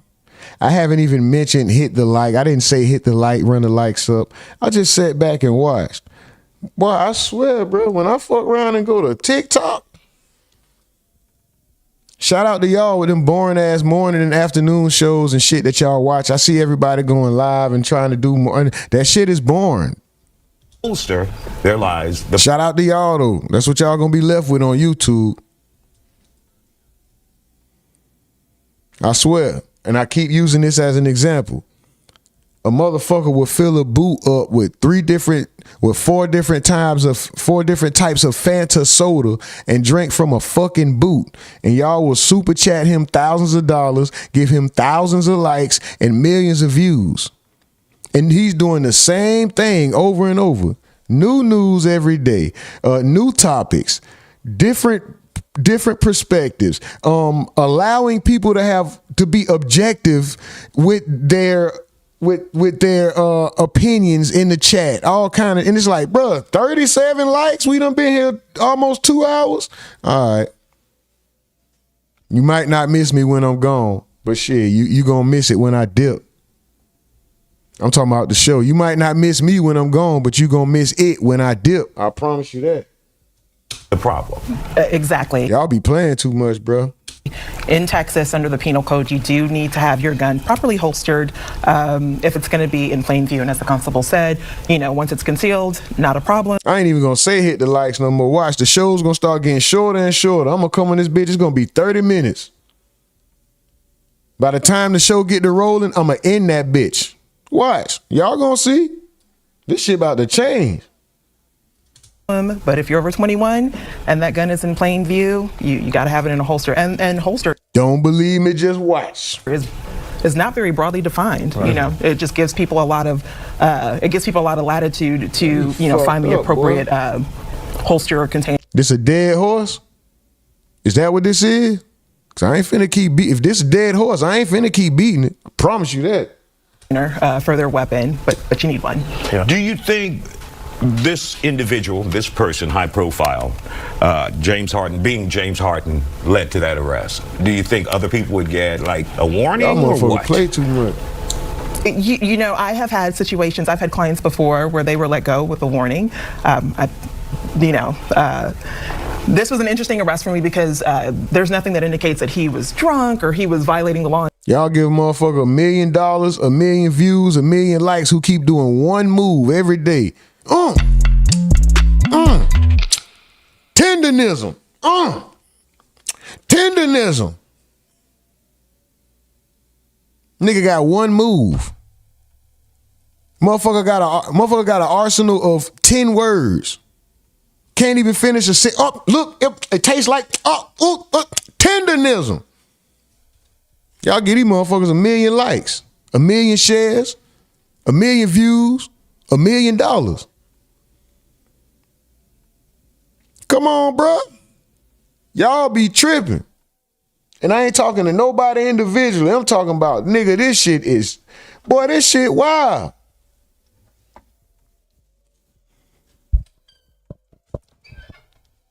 I think TikTok show more appreciation, boy. I don't know. Or I stay on YouTube and just be popping up in the shorts feed. I do members only lives. Shit, me and the members will go live every motherfucking day. Tendonism. Let me find one word and just say that every day. All I'm gonna say is I'm gonna just start saying, damn, bruh. I'm gonna just watch everything and I'm gonna have one reaction. Damn, bruh. And just move on. Damn, bruh. That's my reaction to everything. Hold on, I gotta make it more exciting. I gotta, damn, bruh. Nigganism. Fuck out of here, man.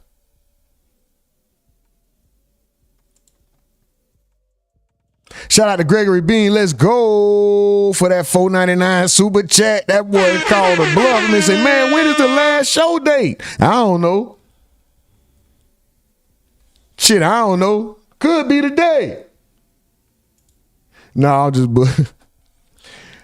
bullshitting, man.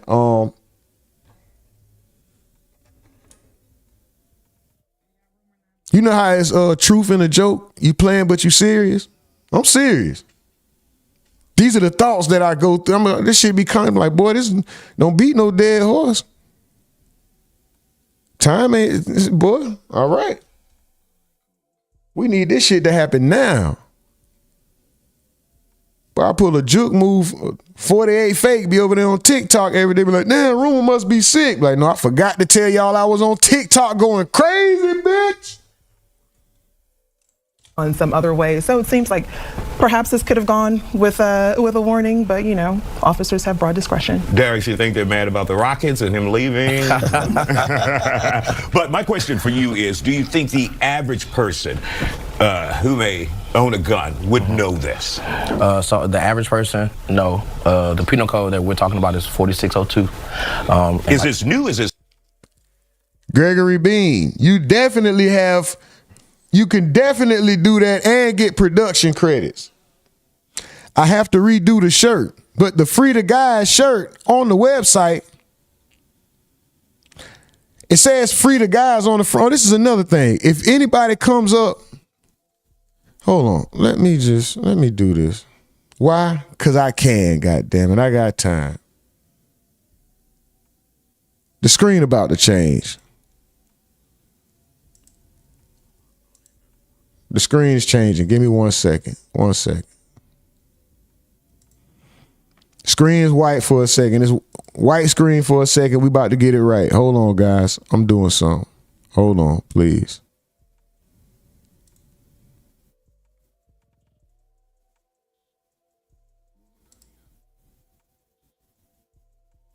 Okay. Now let me do this.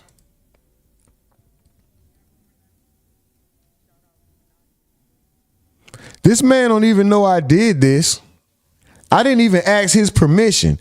And I think I'm gonna take this shirt down and go back and redo it. Can you guys see the keep the guy's shirt on the screen?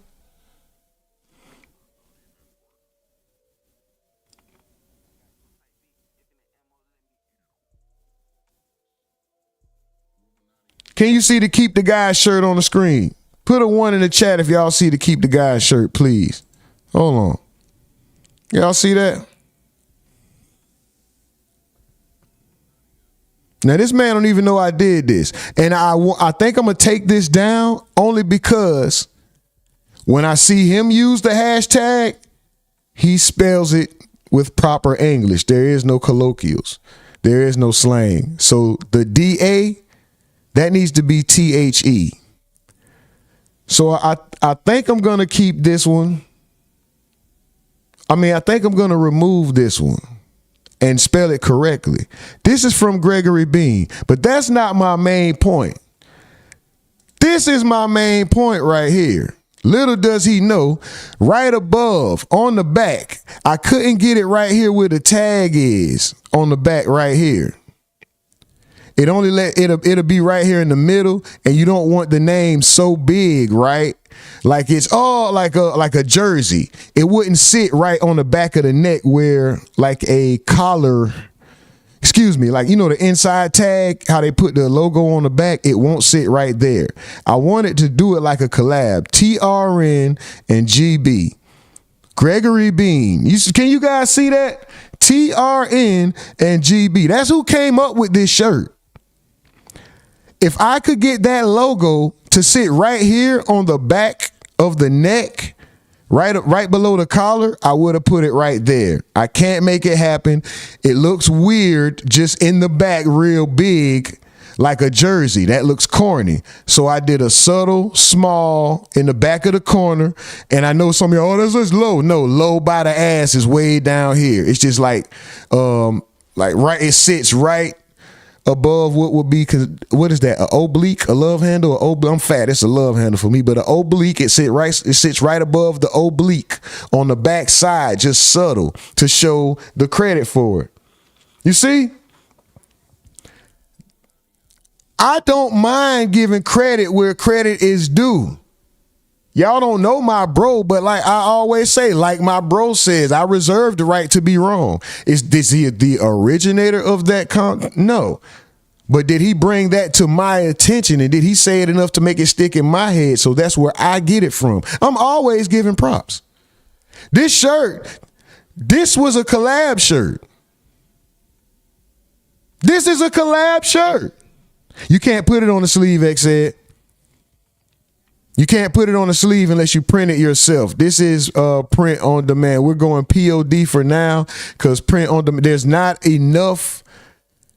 It's not enough traction to go and purchase the equipment and house all this equipment and lug this equipment around and get vinyl cutters and do all of this just to sell a shirt here and there or a hat here and there. It's not enough. So right now we're going print on demand. That's what they offer. So that's how we did it. That was the best way I could show my appreciation that I knew of without, putting some long drawn out. I could put a whole paragraph on the back. It's going to start right here mid back though, right where this cursor is, mid shoulder.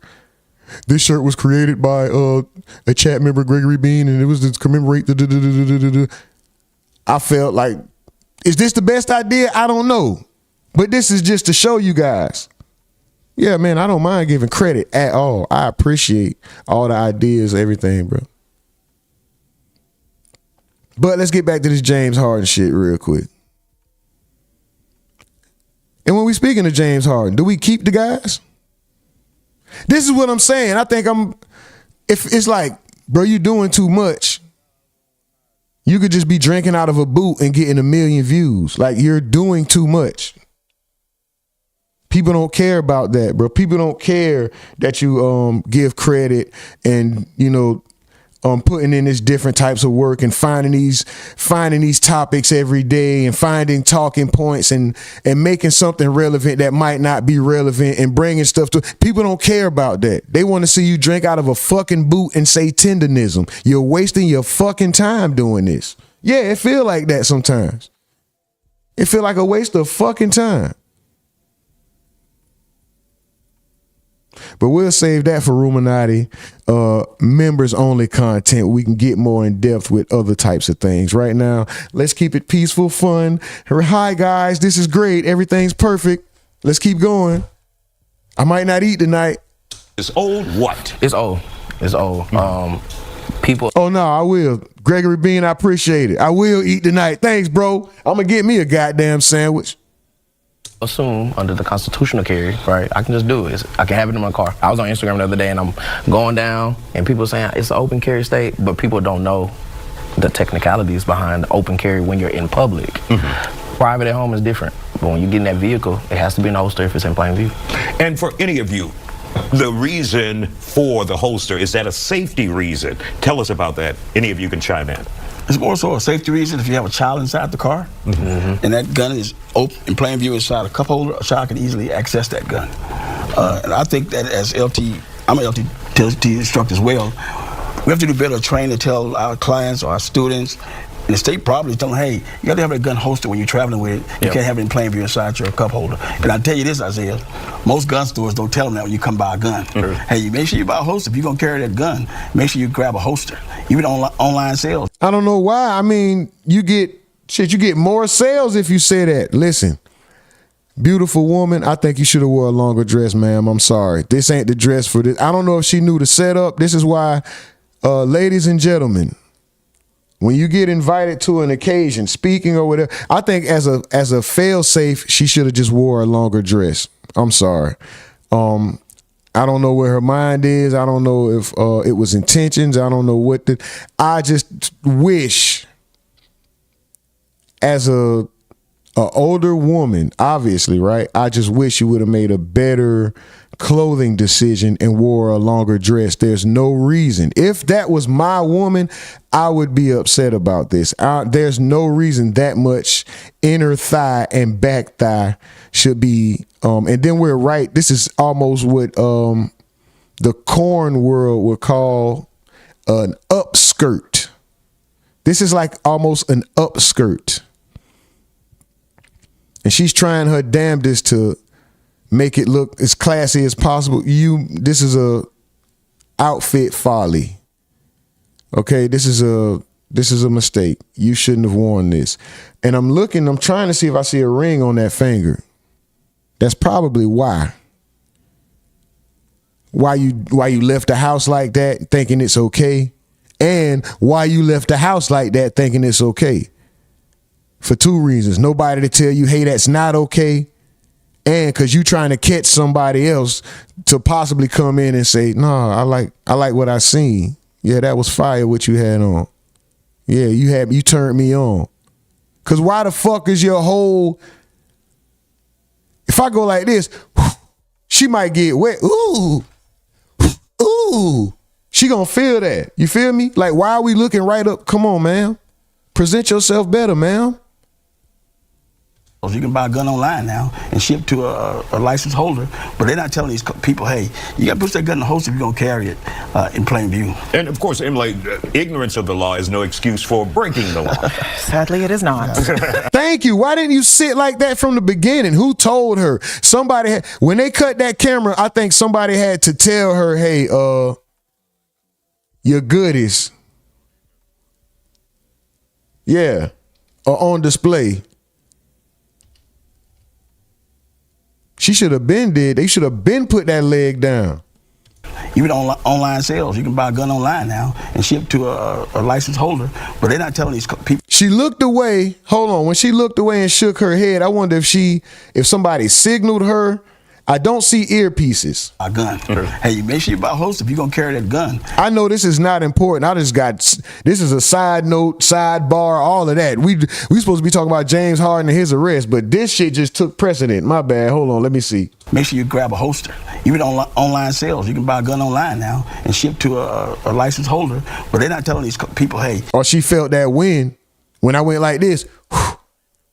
Oh, I'm offended. Well, why you had it out then? You got to put that gun in the holster if you're going to carry it in plain view. And of course, Emily, ignorance of the law is no excuse for breaking the law. Sadly, it is not. Sadly, it is not. You are still bound to obey the law even if you don't know what all the laws are. And now she's sitting, even with her hands crossed over her lap, it's almost like she came to a realization like, oh,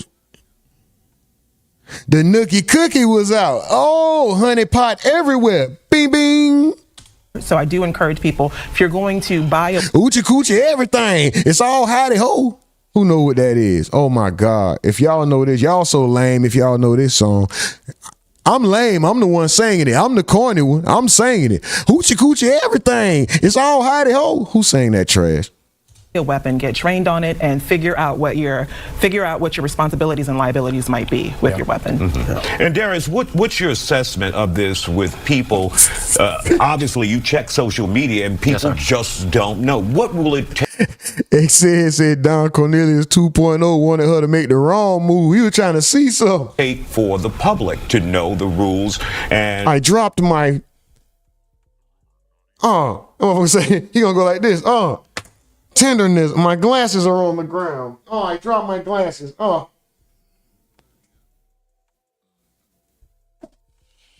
Tendernism.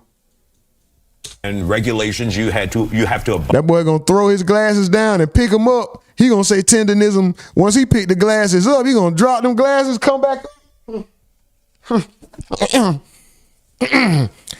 Tendernism. Yep. By in order to carry that weapon. So I actually have a lot of people who actually come in and the court say, hey, now you have to go and take a safety class. That man put some respect on her wardrobe malfunction. It wasn't a malfunction, it was just a slip up. She had a bad move. She got nice legs too, especially to be an older lady. Like, are you looking for and I still don't see, nope, no ring. No ring. I'm going to say she did it on purpose. I'm going to say she knew what she was doing. I ain't going to lie. I'm going to go ahead and say she knew what she was doing. I don't see a ring on it.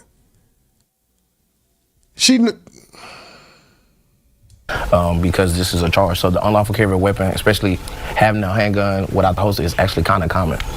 And so you have seen, though, James Harden is no special case. You've seen people charged, arrested for that. Sometimes it's just an honest mistake. I tell people, if that police officer's behind you, you haven't pulled over, at the least, get it out the way. Like Smokey said, put it under the seat. You wouldn't even want an officer to come up to the vehicle with the gun showing anyway. Should the NBA even care about this? Should the NBA care about this? This is an off-court incident. It's in the off season. It's a misdemeanor.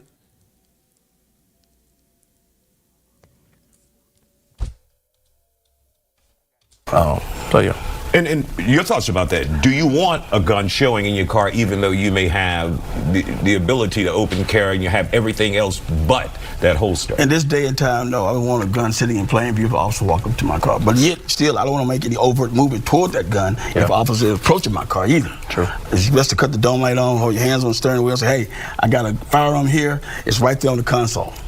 And really quick, you have a program coming up. Tell us about that really quick. It's a program we call, it's for the violence interruptions in our community. It's called RISE. We're going to come out, people who's been a victim of violence, they can come out and we talk about violence. We'll talk about people who's been murdered. It's just a whole lot of things we're going to talk about in that little small segment we got coming up. And tell us exactly when that is.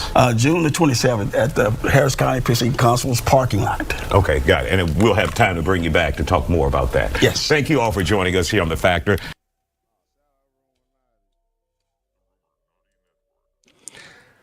As a public figure, you're pretty much know this. Bound to a higher standard, regardless of if you want to accept that responsibility or not.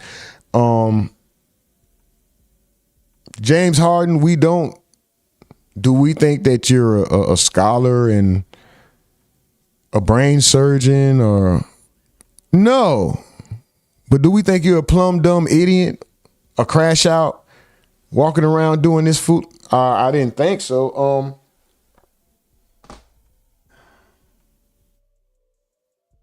You have to be more responsible. It's just that simple. As a man, not only that, a black man. Not only that, a black man riding around with a gun in plain sight, regardless of what the laws are, right? Not to do that. I mean, we're just gonna bruh, you're wilding. Do everything the right way, fool. You have more than enough money to pay somebody. Although you shouldn't have to, you can look it up yourself, right? But you have more than enough money. You have lawyers on retainer. You can ask your lawyer to find out the gun laws for every state that you're about to travel to. You can get the gun laws for every state that you travel to before you go there. Like with a phone call. Forget Google, forget legalese, looking it up yourself. You have money, you have access, you have resources. So to me, there's no excuse for this.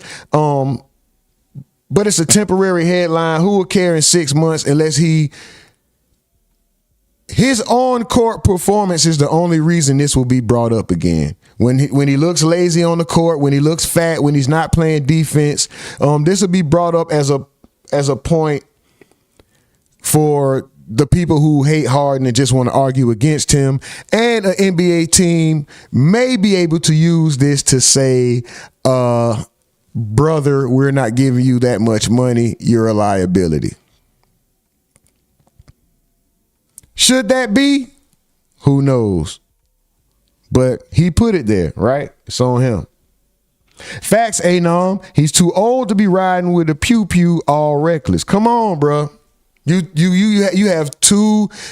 Where's the accountability?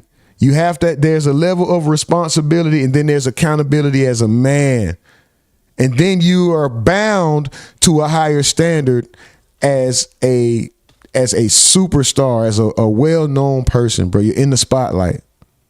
Come on, bro. Don't be so fucking dumb. What are you doing?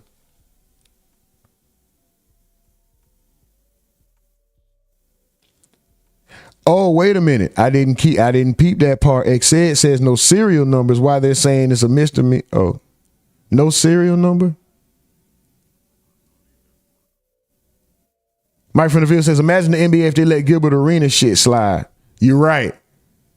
Xed says they shouldn't. Mel says rise with Tommy the Clown. No, that wasn't that. Mike from the field says they get relaxed. Players may get reckless. Anonymous says only problem is they have no serial number is what I'm understanding. Yeah, he might have messed up. Crazy Crew says looks like someone signaled her, most likely another woman, and she did it on purpose. Anom says them legs would suffocate a motherfucker. Suffocate me, baby. Hold on. Suffocate me.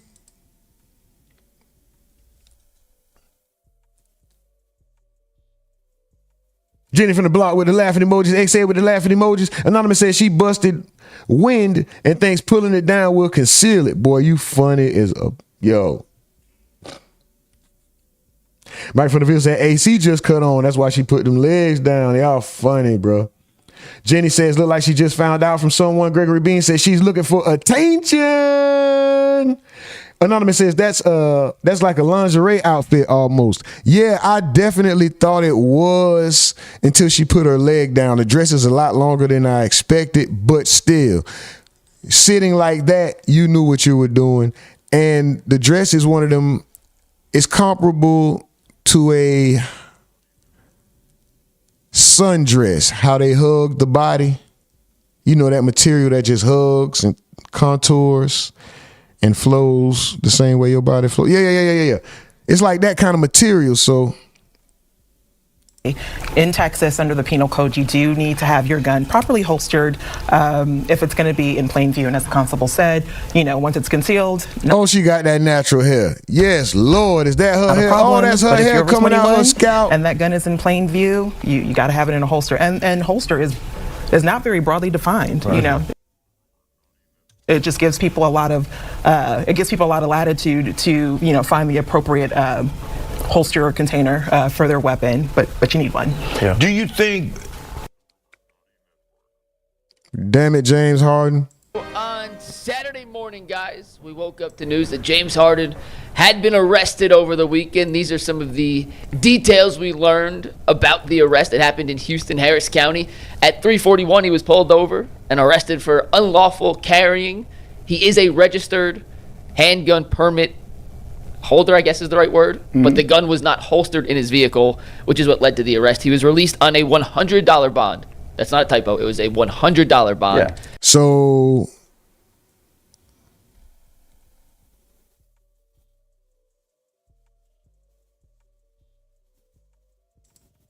wait a minute. I'm trying to, where was this mention of a serial number not being there at? I don't think it would be a misdemeanor if he had a gun without a serial number. Just thought about that, yeah. And he has to go back. Jason's last speeding ticket was more than that. Yeah, that's I don't think. Yeah, that's fact.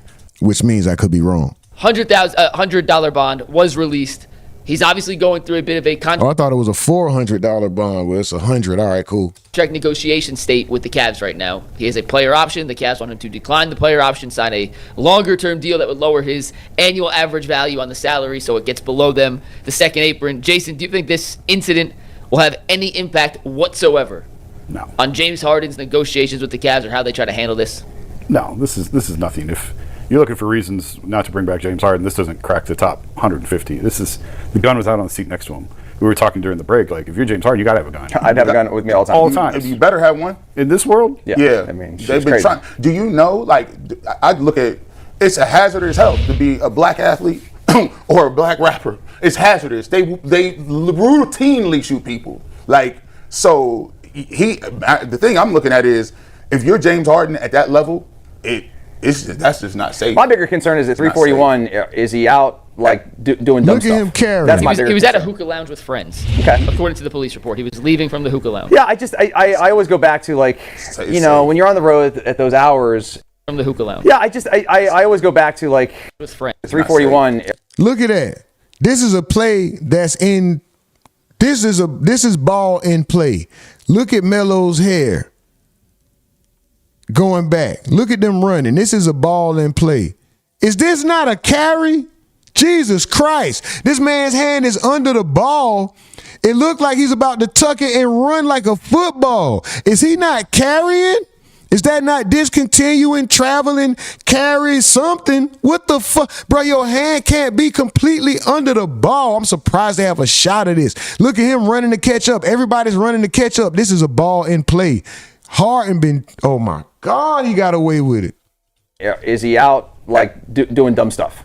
That's my bigger He was at a concern. hookah lounge with friends. Okay. According to the police report, he was. Mel says, chat, keep it 100. Does an arrest automatically change how you view a celebrity, or do you wait for all the facts to come out? I think it depends on what the arrest is. I think it depends on what the arrest is for, who the nature of the arrest, who the celebrity is, and how many times they've been locked up prior. I think all of that plays into it.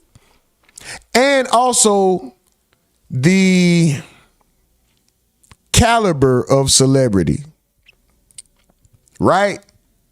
Let's say somebody like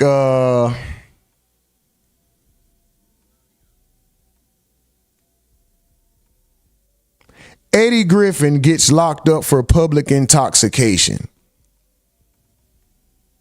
It doesn't look away.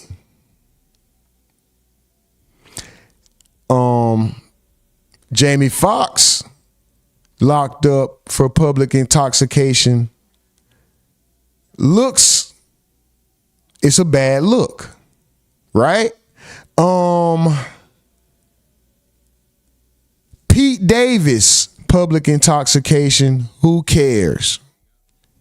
Shia LaBeouf, public intoxication, damn near national news, headlines for days.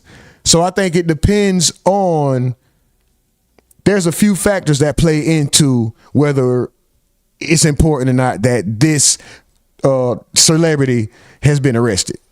Good question though, Mills. Hell of a question. He's leaving from the hookah lounge. Yeah, I always go back to, like, you know, when you're on the road at those hours and doing, you know, it's just bad stuff always happens. Nothing good happens fast. Trust at 10, and that's early, but I mean, I kind of agree. It's like, honestly, I got home last night, I had a flight, got back from my anniversary trip, and it's like, I think we landed at like 1:30 in the morning.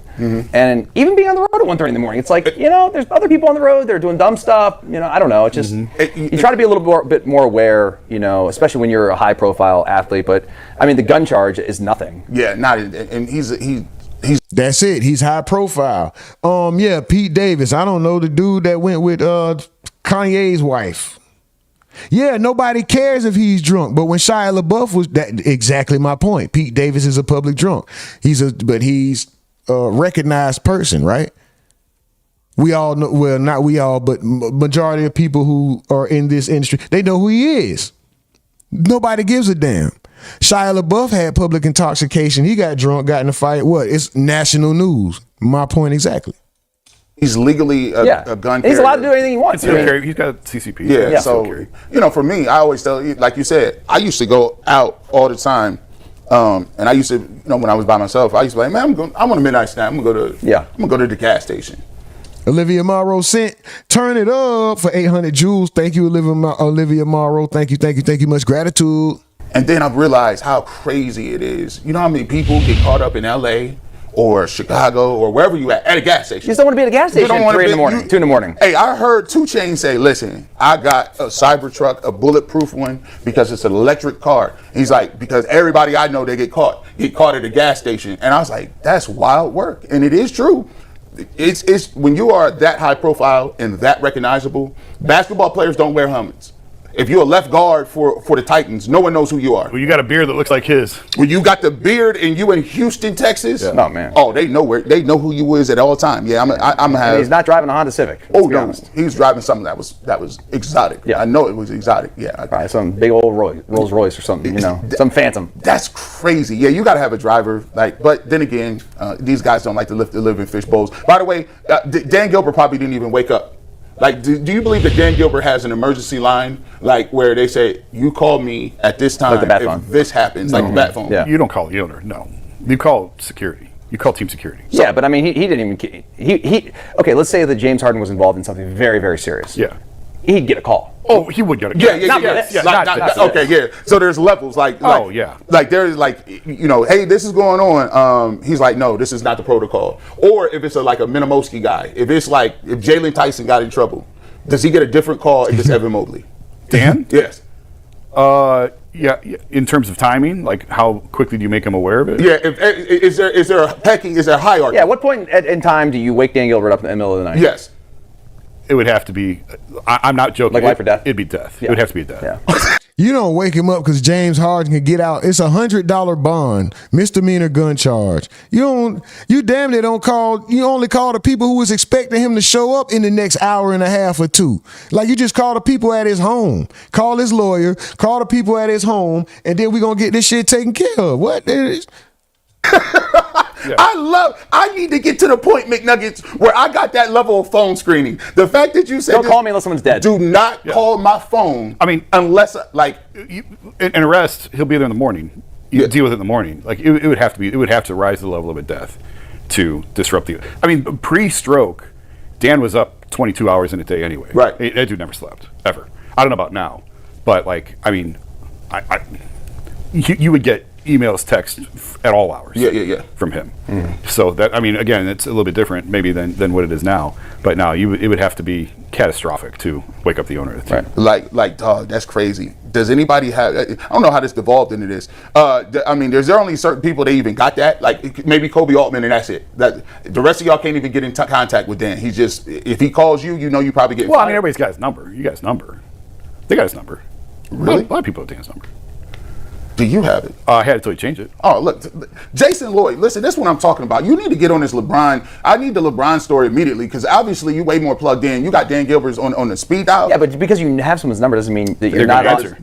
Doesn't mean you're getting through. Because like I've got the do not disturb on my phone, right? And I've got like 20 people that it can get through at all times. Right. So it is correct. You can have a number and it's just in the back of your mind, oh, I got this person's number, but it's even worse because you would never think about calling. Yeah. Like you wouldn't just straight up call them. My phone has some crazy numbers in it from PR people who send it, hey, if you can't reach them for the interviews, this is their direct line. I think my answer rate would be like 0.3% on the list of names that look really cool in a contact list that don't actually know who the hell I am in any regard whatsoever. Or like you would be embarrassed because some of these phone numbers that you actually got don't.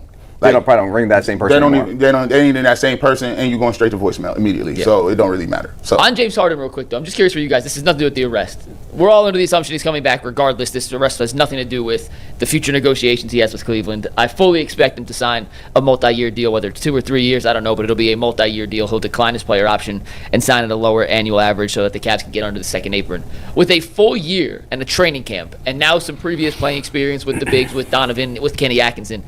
What do you guys think James Harden looks like in year 2 with the Cavs, assuming he does come back? Like, what areas do you think he could still improve upon to fit in better with? All right, we ain't talking about his Are you career. gonna break down the James Harden new arrest? Go. No, I didn't even. When did that happen? Over the weekend. I knew you didn't know. I swear, I knew you didn't know. That's why I'm fucking with you. I knew you didn't know. He had the strap with him, Lauren. Hold on. When did this happen? Saturday. Oh my gosh! Hold on. Here's the issue. I've seen a lot of crazy takes. I've seen a lot of crazy takes. So what happens is Texas is a carry state, right? We all know that. So It's a misdemeanor. Because it's a carry state, you can have a weapon, but you have to have it holstered. You have to have it holstered. That's whoever you are. It doesn't matter. So they're all using these narratives out there that we don't need to get into. But he didn't have it holstered, and so basically they arrested him. That's crazy. Yeah. That's crazy.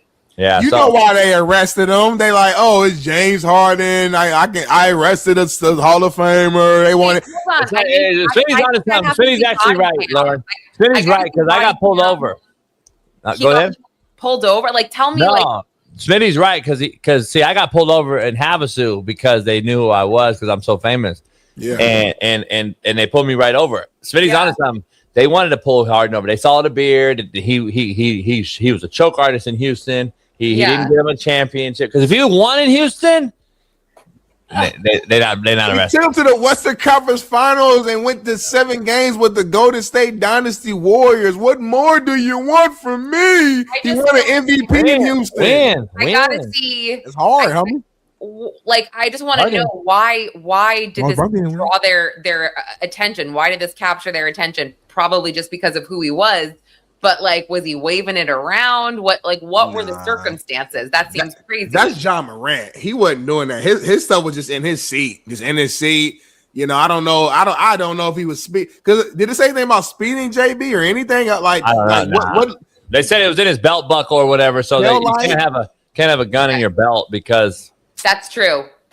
You will get. Actually, I will say there was a city councilwoman in New York who she was at a rally. She had a gun on her hip and she was arrested because, Oh, yeah. A lot of people are. I know a lot of people that have been arrested in Arizona and Texas. So you have to have it holstered. So that's just the law. Yeah, you know, I don't understand. It's like, what's the point of having me a gun, right? If they got to be all put up and put in the trunk, like, it defeats the purpose. Like, the reason why I got a gun while I'm in the car is if some shit hits the fan, which hopefully it doesn't. I need quick access to be able to protect myself. Well, it's me. Which hopefully put in the trunk. Like, it defeats the purpose. Like, the reason why I got to protect myself. Well, it's me. You sound ignorant as shit. So basically, if everybody did that, what the fuck? I asked the question. Lord, you see that shit? No, I feel like, you can't. I mean, I wouldn't want it shoved in the bottom of my bag if I need it. You know, I was just asking the question. This motherfucker hold on. No. You sound ignorant. I wasn't even being smart or nothing, Lord. I was trying to be nice. I wasn't even trying to be mean. Damn, fuck. Well, the show's been too nice, so I'm gonna start. Fuck you then. Yeah, there we go. Oh my God, you're aggressive today. Yeah. Well, no, we've agreed so much. We've agreed a little too much today, so I'm just trying to spark it up and change the shit up. Here's the thing: if everybody thought like that, Lauren, Yes. we'd have fucking wars out on the street. If everybody didn't have the rule to have it holstered, then guess what? Fuck. Stop saying stuff. That's all you said? That was a weak ass take. Hold on. To do all that was a weak ass, soft ass, shitty ass take. So Smitty wants to have the gun ready like this, Lauren. Let Lauren talk. Damn, she's a lady. No, I was gonna say, so conceal and carry in New York. I mean, I don't know in Texas it's open carry, it's a little different, but to get a license here, I think it's like you need Fuck you, Coach JB. That shit was funny, bro. something like 18 hours of training or something like that. So there's You not have a a lot license. of people that are willing to kind of go through that. It's a long time. Lauren, it's a long process. I'm from Indiana. You can walk in there with a damn paper ID at 17 years old and leave with a fucking gun. Yeah, that's crazy. I'm in Indiana. We walk in, get a gun, and leave. Like it ain't nothing. You don't need no permit, none of that shit. Go get a gun. Show me your ID, get a gun, and leave. So that's where I'm from. I'm not from all these little, Yeah, You gotta have a concealed permit, Lauren. You gotta have a permit, though. Come on now. Shit. No, you go to Indiana, show your ID and leave. Dead ass serious. I get it, but you gotta have a permit. You gotta pass, like in California. You checked to make sure he wasn't on a no-fly list, and he walked out with an AR-15 or something. Yes, I'm trying to tell JB that I got homies from Cali who will go. Well, I ain't trying to. Just know this: it's way easier to get a gun in Indiana than it is out here. I'm gonna leave it at that. Yeah, yeah. I'm from the trenches, Lauren. I grew up in a really tough area, and From the nice part of Indiana, Lauren. people hear Indiana and they think, "Oh, this Indiana is soft. It's racist." That's a part of it. Indiana every place has a hood, Lauren. And I'm not bragging about it at all. It's a bad thing. But I'm just saying that's the environment I grew up in where even the people who you don't expect to have a gun, they got a gun. The people who are nerds, everybody in Indiana got a gun. Where in Cali, that ain't necessarily the case. It's a long process to get it. So it's safer out here, which is why I moved out here. But anyway. Well, it is kind of jarring. I covered a case in Oklahoma last year, and I had to fly there, and it. All right. You guys,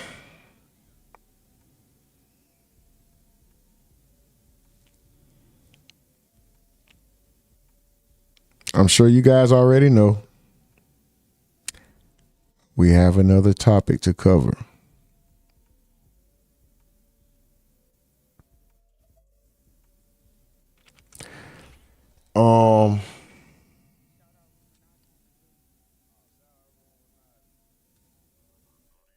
I was going to hit him with the switcheroo, but I think I set it up incorrectly.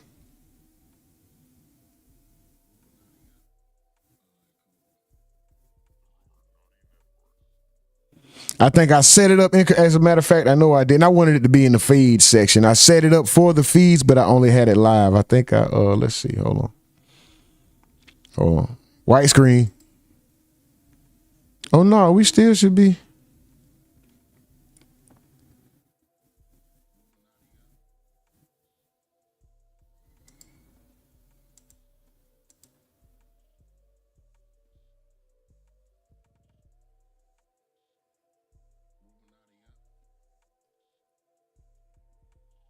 Damn, can y'all hear that airplane?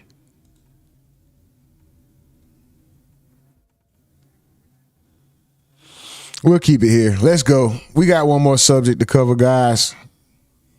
The moment all the haters have been waiting for, right? Right. But before we do that, let's go ahead and show some love to the chat. It might get a little ugly these last few, right? We're already prepared for that. We're strong, steadfast, dignified, and stoic.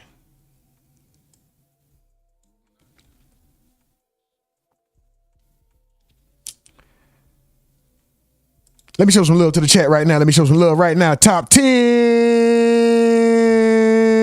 Number 1. 1, 1, 1, 1, 1, 1, 1. Number 1, we got Gregory Bean. Number 2, we got Olivia Morrow. Number 3, we got Anonymous. Number 4, we got Xed. Number 5, we got XO Males. Number 6, we got Mike from the Ville. Number 7, we got Nurse Lady T. Number 8, we got Jenny from the block. Number 9, we got Geo Roman. And number 10, we got Crazy Crew. And then number 11 and 12, honorable mention, because I see him, Reciprocating Logic. And number 12, Ruger World Forever, the homie. What up with it? Shout out to y'all. Let's MFing go.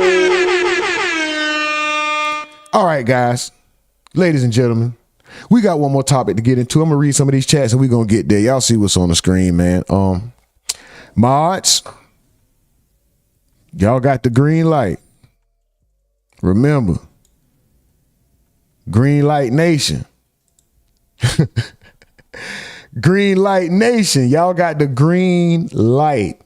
Don't even think twice if they listen.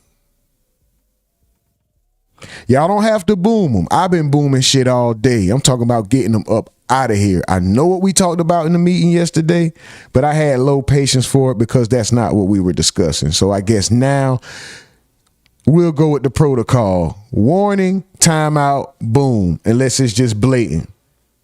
Unless it's just blatant. If it's, I don't know. You got, males, damn it. In this one fucking rule, I think if it's blatant, they should get boomed, but we agreed. So we gonna just be ready. This might open the floodgates, guys. This might open the floodgates. But Green Light Nation, man, let's go, man. We booming shit. We not playing with y'all today. You can have your opinions, but please be respectful. That's all that we ever ask, bro. We don't give a fuck what side of the coin you fall on or stand with or whatever. We don't care about that. Have your opinion. Feel how you feel. We're not trying to change a grown man or a grown woman's heart, motherfucker. If you touched, then if you just happen to get touched and you have a change of heart, God bless. I can't make you change how you've been hating shit for 30, 20, 30, 40 years. I can't make you stop hating, but I can ask you to not be disrespectful in the process of doing it. Or you got to go. So keep your hate at least to the YouTube TOS. Mods, y'all already know it's Green Light Nation. Shout out to y'all. Mel says, chat, I have a question. If you had 1 million right now, what's the first thing you would do? Also, check out the I identify as a multi-millionaire merch. With $1 million right now, what would I do? I'm going to the S&P. Stocks and land. Stock market and land. I'm going to the S&P or something of that nature. Yeah, stock market and land.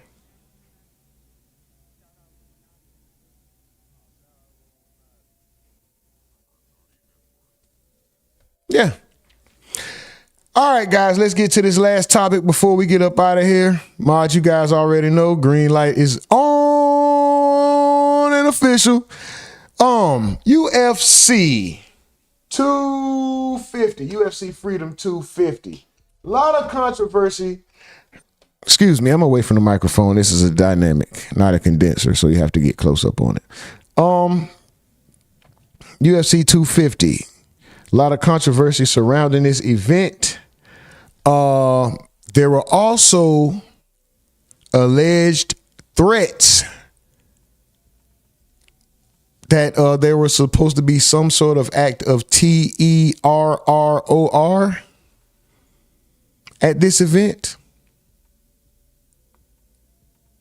Not sure how true that is, but we're going to look more into it. First, let's get into this controversial post-fight interview with Josh Hokit, who came in there and had a very dominating performance against Derek Lewis. Very dominating performance.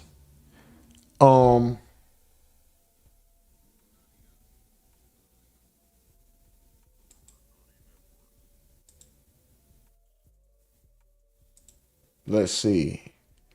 Let me get the poll questions prepared.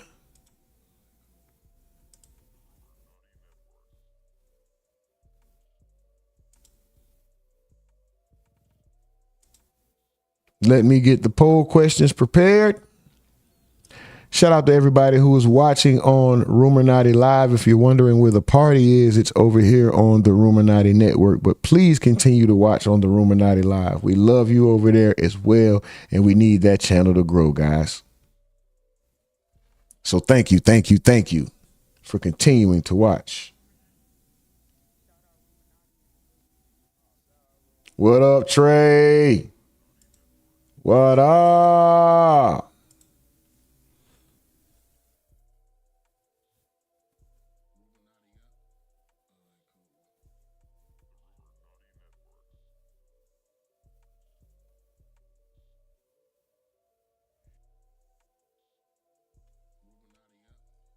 Okay, did Josh Hokit's comments?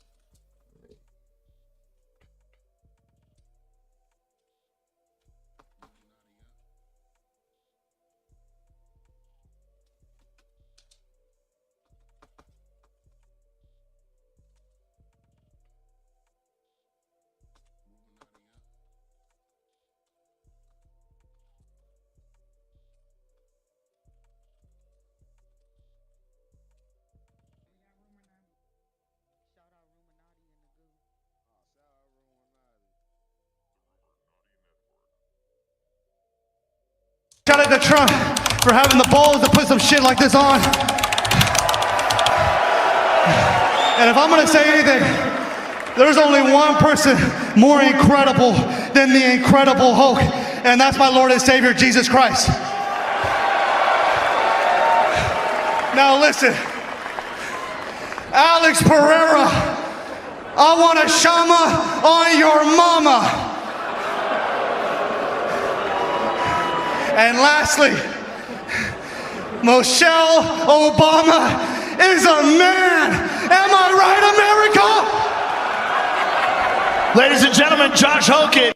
Hey, shout out to Trump for having the balls to put some shit like this on. And if I'm gonna say anything, there's only one person more incredible than the Incredible Hulk, and that's my Lord and Savior, Jesus Christ. Now listen, Alex Pereira, I want a shama on your mama. And lastly, Michelle Obama is a man. Am I right, America? Ladies and gentlemen, Josh Hokit. Hey, shout out to... If this is supposed to represent... I should call you McDonald's, because what I'm looking at, I'm loving it.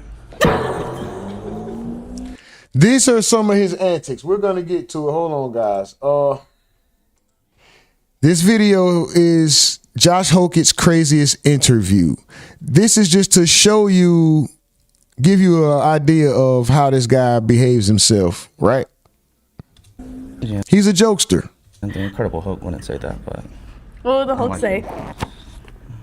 You're a whore. Will it be fake when I beat Derek Lewis clueless? Tune in June 14th and I'll show you something real.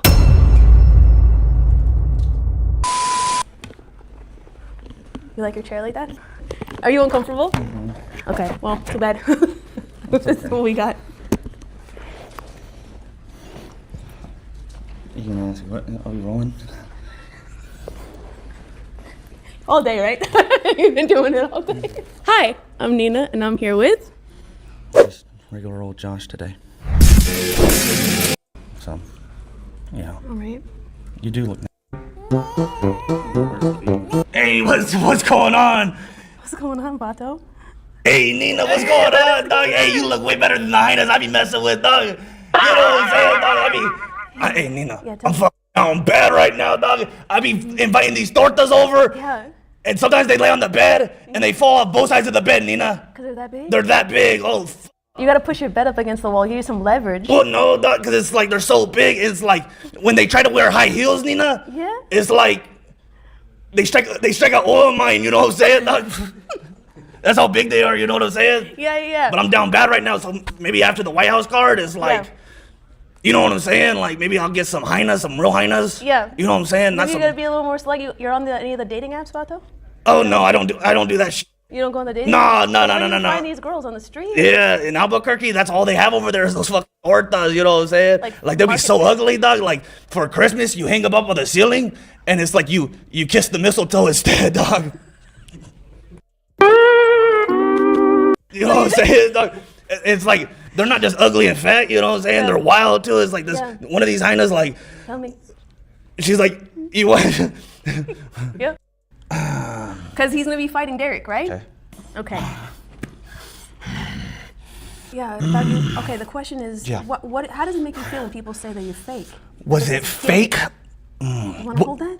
Was it fake when I chewed up and spit out Uriel like old cereal? Was it fake when I showed Jimenez what cement is? Cement is? Yeah. Cement is? Was it? Just to show you, this is pretty much, he's a character. He's always in character. He brings attention. I think Dana White felt he was good for the sport and probably still is, but Trump for having the balls to put some shit like this on. And if I'm gonna say anything, there's only one person more incredible than the Incredible Hulk, and that's my Lord and Savior, Jesus Christ. Now listen, Alex Pereira, I want a shama on your mama. And lastly, Michelle Obama is a man. Am I right, America? Ladies and gentlemen, Josh Hokit. all right, so Josh Hokit, you just fought on the White House lawn on like the president's birthday, the 250th anniversary, or the 250th celebration of the Constitutional Declaration of Independence, or whatever that shit is. My bad, y'all. I'm all over the place right now. But this is what I'm saying. This is the biggest win of your career so far, right? Arguably. Not even arguably. This is the biggest win of your career thus far.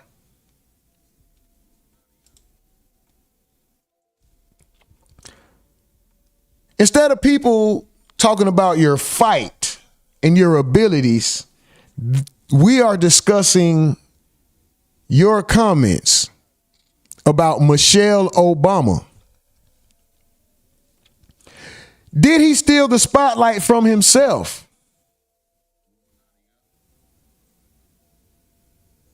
We're talking about you, but we're talking about you for the wrong reasons, brother.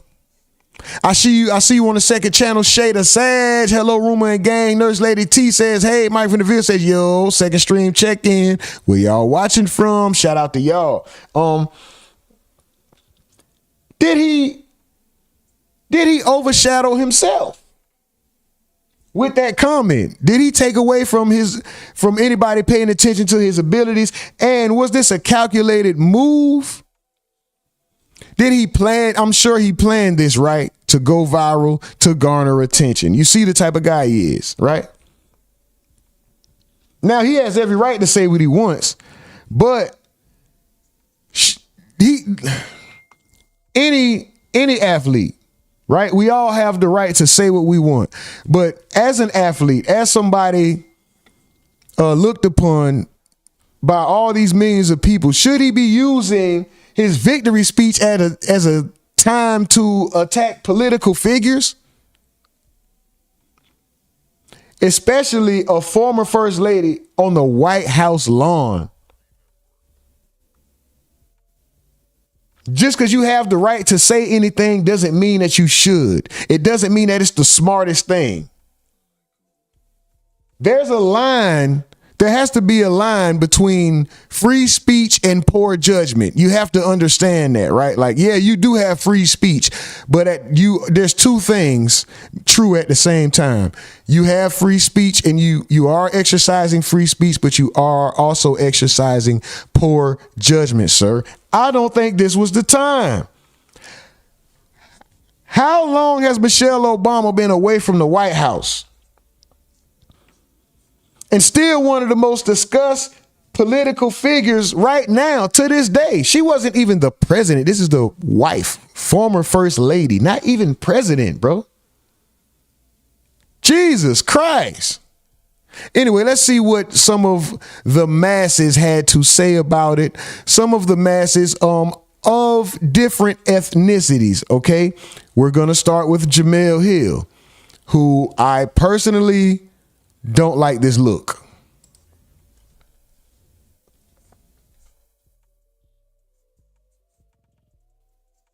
I personally don't like this look.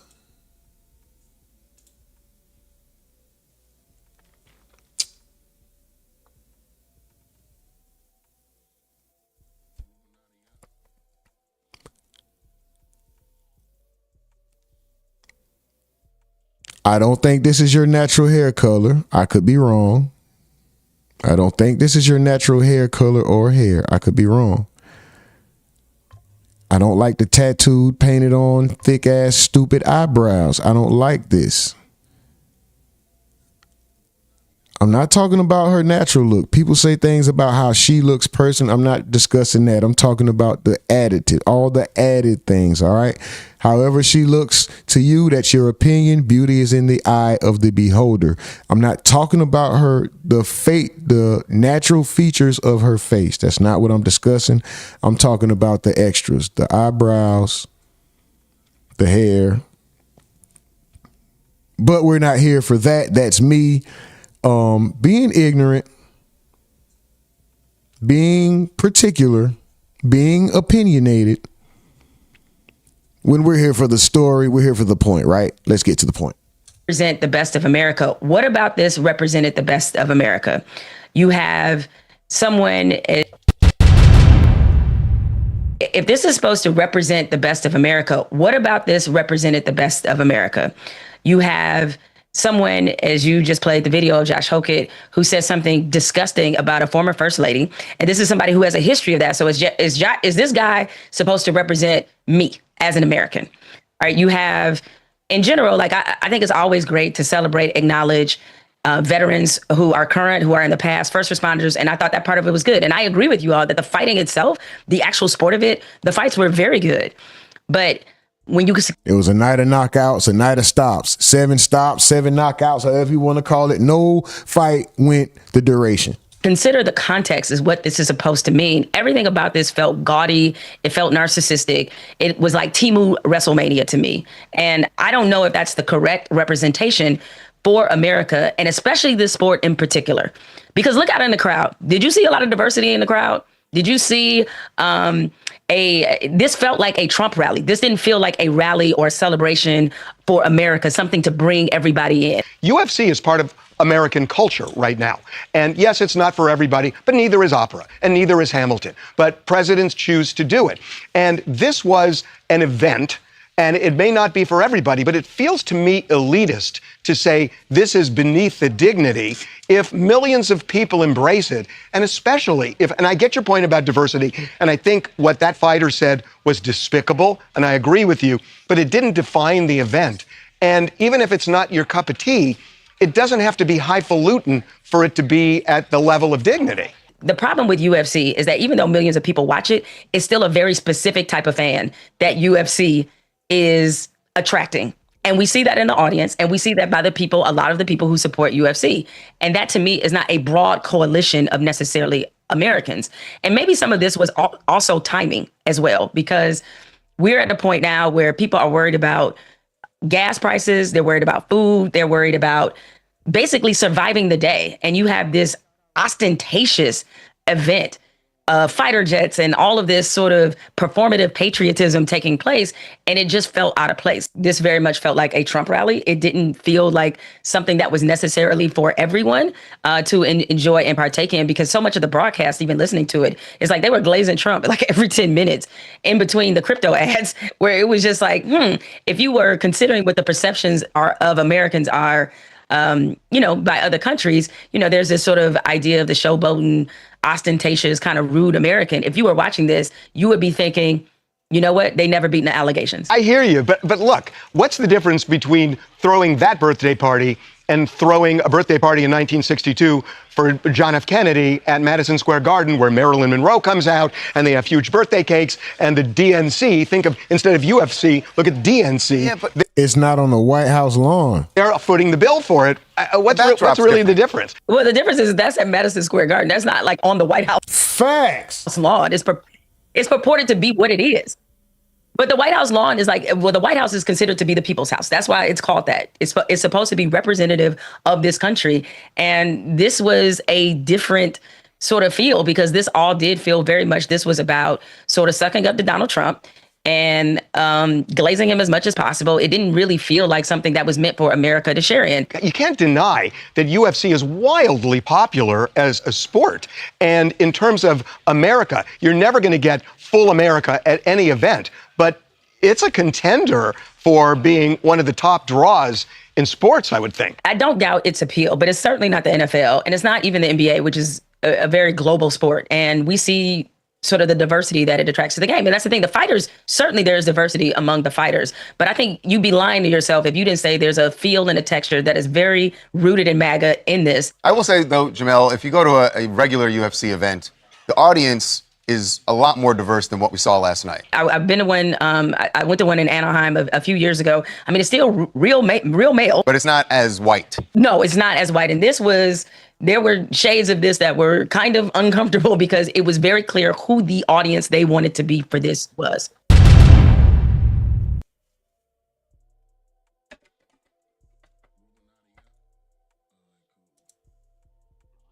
Felt out of place. This very much felt.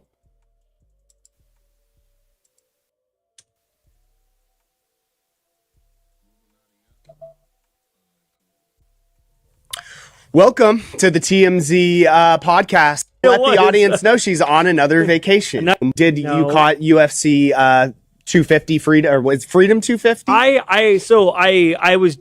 had a lot going on yesterday, but I was in a bunch of wrestling and UFC. Like I got it all. Yeah. So obviously, biggest event. I would say of the weekend, regardless of the Knicks winning. Congrats to the Knicks, but the event was just. It was a spectacle, and every fight ended in a knockout. I know there's been a lot of haters and people who are like, wow, this is like so disrespectful to The Office. It's a joke that they're having fights on the lawn. But if you just remove yourself from that and just the visual of it, I mean, the production was insane. The flyover, the fights were all insane. There was a massive upset at the end where an American fighter beat Ilia Topuria, which was like, he was like a huge underdog. Yeah. So, the night had it all. Dana White, when that flyover happened, there was a close-up on his face where he was smiling next to the president, and everyone was thinking, like, Dana White really probably thought this is not really going to happen, and then he's actually and he delivered there. Surrounder, and of someone who loves watching the UFC and fighting and stuff, I thought that it was a home run. I thought it was the pacing of it. Usually UFC is really good at just like fight. Moment from last night. So, for those who don't know, Josh Hokit, he's an up-and-coming UFC fighter. He's going to be a big star. He actually was a former football player. So he played for looks like it. Yeah, he played football for Fresno State, and then he was on the Niners for a minute, played fullback. He's now in the UFC, and he's just shot up the standings. Yeah. So he actually was a late addition to this card. He wasn't even originally supposed to fight, and then he had a previous fight where it was so incredible that they put him on the card. But he dominated. Yeah. Why am I forgetting his name? I'm forgetting Lewis. He beat the shit out of him. Which I think his career, but this is what he did when he got the mic after. And lastly, Yeah, I mean, so the problem is obviously I don't even get what the hell this man's talking about, and clearly, so his biggest issue is that, first of all, that was just an absurd comment to make, but he said similar stuff like this in the past. I think he said this exact line, but the difference was it was at the UFC Apex where there's no one watching, and this was on a world stage where everyone's watching. Well, it's also like with Joe Rogan holding up the microphone, Joe Rogan's smiling, the crowd is like anticipating he's about to say something, great, and they're cheering. Yeah, something profound, and he decides to spew hate and ignorance. It's amping up, and then he says Michelle Obama is a man. Shows his level of maturity. Big grown guy with a beard. You look like Macho Man Randy Savage. You look like a damn Viking, and you run around and behaving like a kid. Grown child. And the reaction is like just one big groan. Yeah, and Joe's in an impossible position. He looked extremely awkward, and then they got him out of there. So the problem with this Josh Hokit guy is what he plays this character, and he does things for shock value, and he does things to make headlines like how he did. And the problem is, it's like, dude, you're a really good fighter, and you don't need to do all this gimmick stuff. People already know you're a good fighter. You've been going up the ranks, and this just you're on the biggest stage in front of the White House, and you totally ruined your moment. Yeah, in my opinion. I mean, I thought it was just odd. And it's just gross, and they're on this big stage in front of the White House, and it's like, dude, why did you have to say something that totally completely ruined the whole moment, in my opinion? And then there was the former FBI director. There's a couple people that we caught up with and asked about this whole situation. This is the former FBI director right afterwards with TMZ DC. I got to ask, what do you think of Josh Hokit saying Michelle Obama is a man? I think it was probably the most unexpected and unintentionally hilarious moment of the night. The whole place kind of erupted. So I think you see online that kind of blew up. I mean, it was kind of weird though, because it's celebrating America event, and then she's part of American history. Listen, you got to smile a little bit. It's funny. Just joke around. He's Hokit. It's Hokit. You're not here reading the Declaration of Independence. So clearly this guy, he's retired. He doesn't need to worry about his job anymore. He clearly thought it was funny, which is kind of shocking that he would say that on camera.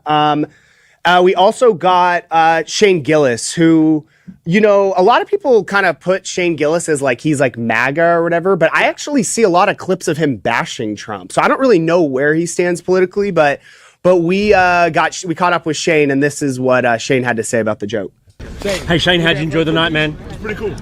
What do you think of Josh Hokit's joke? Can you please? What do you think of him saying Michelle Obama's a man? I didn't love that. Didn't love it? How come? Jump in, Shane. Why did you think?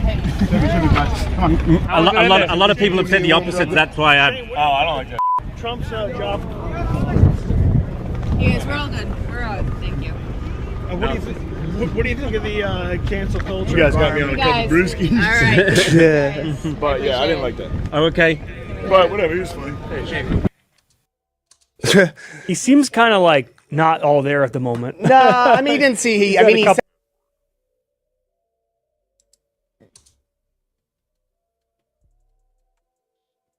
has to denounce. There was one moment I do think Trump has to denounce, and anybody associated with it has to denounce, and that's that crazy fighter guy. I don't even have his name up here, but he won the fight. He took the microphone and he made a derogatory comment about Michelle Obama. To me, that on the White House lawn. Now, these are UFC guys, all right? They're crazy. They're idiots. You have Sean Strickland, who's one of the craziest people of all time, to the point you can't even pay attention to what he says snuck in. But when you have that on the White House lawn, on an event you put down, I don't care what you think about the Obamas or anything. That has to be an immediate denounce. Wrong, doesn't speak for me. I have no problem with the event. I guess you run that risk because these guys are lunatics, but that was the only thing. If Trump should denounce it, he should say that was totally wrong. The event itself, listen, the troops seem to love it. All the people there seem to love it. I have no problem with it. I think you're crying over spilled milk if you are upset about the actual event. But that comment, if you're going to do it, own it and be like, we don't, that. I agree. The event was visually stunning. It was great to watch. It was a night of knockouts or early stops, whatever you want to call it. However, all fights just ended early. No fight went to duration. It was great. But he said that. And the problem is that comment is basically overshadowing the entire event, which helps Josh Hokit in the long run, if you ask me. That was wrong and should never happen.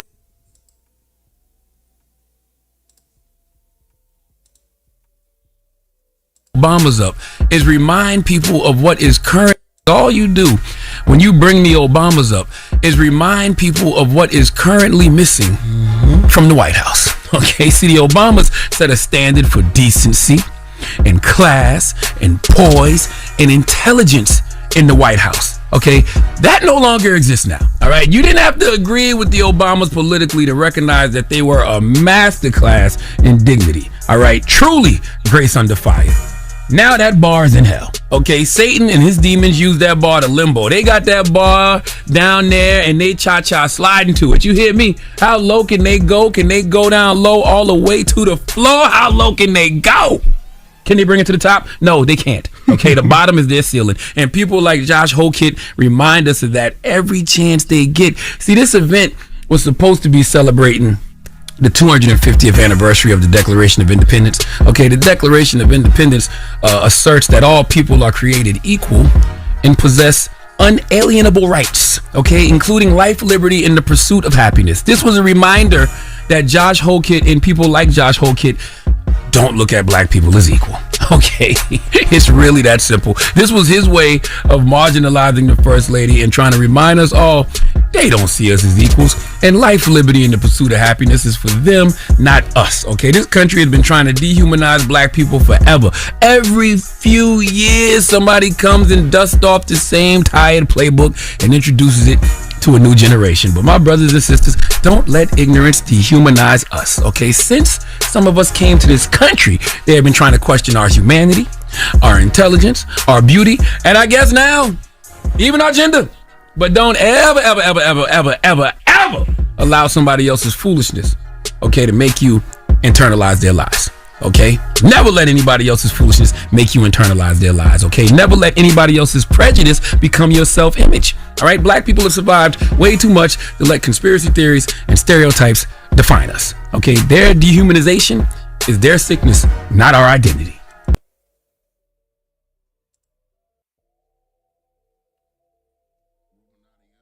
This alleged plot is breaking.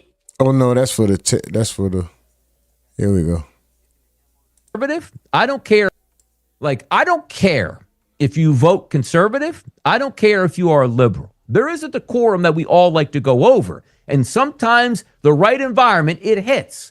And sometimes it lands flat. You take a look at Josh Hokit there. Now, he won his fight easily, destroyed his opponent, then made a statement there that most people would say was very crass, and it was. And I'm sure, Jeff, a lot of people have saw that video around. But hear me out on this. And by the way, I know you're close with Barstool Sports there, Dave Portnoy. He was very good yesterday on social media because he was right about this. You know what should have happened in that environment, Jeff? And again, it's not political. Somebody, the bigger man, maybe the president of the United States, could have gotten in the ring and goes, you know what? Ain't doing that. We ain't doing that here. We're celebrating 250. Great fight. Let's carry on at this point. Like a great night, which should have been focused on the fighters and the beauty of this country and 250 years of being its own sovereign nation, was marred by that comment, Jeff. And I wanted your take on what you thought about that comment, how it landed on social media, and how we got here. Well, look, I said it yesterday, and it went viral, and it should have. Jeff loves viral. And again, look, this is just the truth. If you found this funny, you're a total loser. Total loser. It's disrespectful. We all have mothers. We all have aunts. We all have sisters. Yeah. I was actually in the Borgata Sportsbook when he said this, and there were about 4 or 5, the goofy guys that, drink beer and they're frat boys. They all thought it was funny. And then you had the occasional like middle-aged USA, and look, this is the problem. Like You can't think like I can think this is a loser comment, and I'm an immediate liberal. I'm an asshole. You know, you can't think with your head. But at the end of the day, this is disrespectful. Michelle Obama is one of the better first ladies we've ever had. Look, do I agree with everything that her husband did? No. I always will respect Barack Obama. I thought he was really one of the pillars of my childhood, really. I mean, for a black man to become the president, it was one of the great moments in American history. And, you know, Michelle Obama did a lot of great things. She's a mother. To call her a man is so disrespectful. And quite frankly, I'm tired of it. I mean, this happens far too much. And the reason Donald Trump didn't say anything about it is because deep down, Donald Trump agrees with this goofy type of stuff. His rhetoric at times has made it acceptable to do this, and then nothing happened from it. I hope Josh Hokit gets sued, and I'm sure he will, and he is going to have to pay for his behavior. At some point, we have to understand freedom of speech, yes, we have it, but you cannot slander people. You cannot make things up about people that are not true, and this is one of them.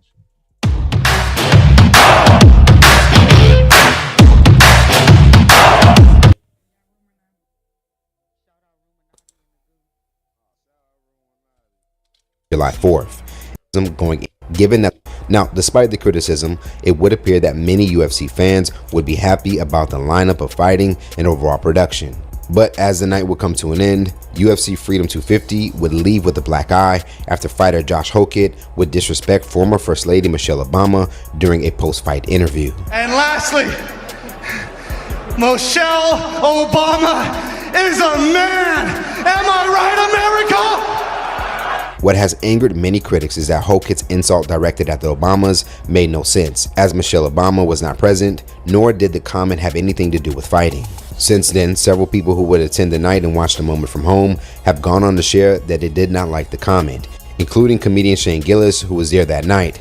As he would tell TMZ, he didn't love the moment. Hey Shane, how'd you enjoy the night, man? It's pretty cool. What do you think of Josh Hokit's joke? Can you please? What do you think of him saying Michelle Obama's a man? I didn't love that. A lot of people have said the opposite. That's why I don't like that. Trump's job. Yes, we're all good. We're all good. Thank you. Now, a day after a large amount of Democrats and others would condemn Hokit's remarks, he would break his silence by finally giving his own explanation on why he felt empowered to insult the former First Lady. Over on his X account, Hokit would respond to a series of unfavorable comments about what he would go on to say. He says, no outrage when you say Melania Trump is an escort. No outrage when you say Charlie Kirk brought his death upon himself, or Charlie Kirk deserved to rest in peace. So kiss my ass, everyone. That's from Josh Hokit himself. No outrage. Now, a part of his responses on X, Hokit would even catch wind of Gillis's comment and would go on to say, oh well, to each their own. I still like Shane. Now, continuing on Hokit's X account, he would be met with support and, as expected, more backlash. One user would go on to say, still could have just shut the F up. Your act was cringy as F. This isn't the WWE. You made the entire event about you by saying some stupid-ish. Now that overshadows the event and gives the woke something to complain about, you effing D-head. Call Michelle Obama a man. Many users have continued to sound off on why the insult was ever made that night. Can somebody tell me why all these white men are out here feeling so threatened by Michelle Obama? Oh, it's because they're threatened by a strong, independent, intelligent black woman? Yeah, that's right. I've never seen so many bitch-ass wimps than all these Trumper MAGA men out here. Oh, Michelle Obama is really a man. Is she? Is she? Well, she ain't no man, but I bet she's got a bigger set than you do, because I have not seen a bigger group of pansy bitches than these white Trumper men. They're out here afraid of everything, of everybody, and they have been threatened by Barack and Michelle Obama for decades now at this point, and they are terrified of somebody who shows that they are intelligent, that they are more sophisticated, that they are a better overall person than them, because she happens to be a person of color, and they want to go after her and the Obama name. She hasn't even held office in like a decade. How could you possibly be thinking about Michelle Obama? That'd be like Jalen Brunson when he won the Finals MVP. He's like, oh, yes, I'm so happy to bring the Knicks their first championship in over 50 years. Also, Nancy Reagan was a whore. Thank you, New York. Calling Michelle Obama a former first lady, a man on live TV on the White House lawn is so insanely fucking disrespectful. Michelle Obama is a man. Am I right, America? This is not liberal snowflake propaganda. There is a big difference between what this UFC fighter did and a comedian telling an offensive joke. You go to a comedy show understanding that the boundaries are going to be pushed. That is literally their job. In the words of the great late Patrice O'Neal, half the room should be in utter disgust, shock, and hating your guts, and the other half should be dying of laughter. And if this was a regular UFC fight in like Abu Dhabi or some bullshit and he got on the mic and said that, whatever, he's just rage baiting, trying to be controversial, you know, trying to be put on the next title card by Mr. Daddy Dana White. But you were on the White House lawn in an event that was already publicly ostracized because it feels like a circus act, but y'all are saying it represents freedom and everything that's good about America. Okay, cool, they were great fights, yes, but you're on the White House lawn and then you publicly insult a former first lady from 2 administrations ago? For fucking what? Roles reverse. What if the NBA in 8 years and 2 administrations hosts an NBA game on the White House lawn and then Victor Wembanyama gets on the mic and he says, yeah, well, Melania Trump, she's a dumb cow. That'd be fucked up. Listen, if you're a black person in America and a citizen of this country and you support Donald Trump, a man who supports and holds events where a guy can call Michelle Obama a man and who also depicted the Obamas as monkeys, you are the worst kind of COON. You're the worst kind of COON. And at this point, how do you live with yourself? How do you sleep at night as a black person supporting a president that depicts the one and only first black president we ever had as an ape and his wife, the first black lady, and supports a guy at an event who calls her a man? You are the worst type of COONs. And play them shame. As well, I understand that the UFC play slave masters. Damn shame. Following the aftermath of the backlash, UFC CEO Dana White has since expressed he didn't appreciate the moment as well. I understand that the Obamas are public figures. Dana White says, I understand the Obamas are public figures, but I'm completely against saying nasty and false things about people's families. Everyone knows my position on free speech, but I hate that kind of nonsense. What was said, he has yet to release an official statement on the matter, and some would point out, reportedly had a smirk when Hokit first said the insult. Michelle! I mean, even if he did, can't get over it. Ladies and gentlemen. And it looks like the Obama themselves have also kept their silence, as they are currently focused on the grand opening of their $850 million museum. Yeah, we'll talk about that in a minute. Okay, so Josh Hokit.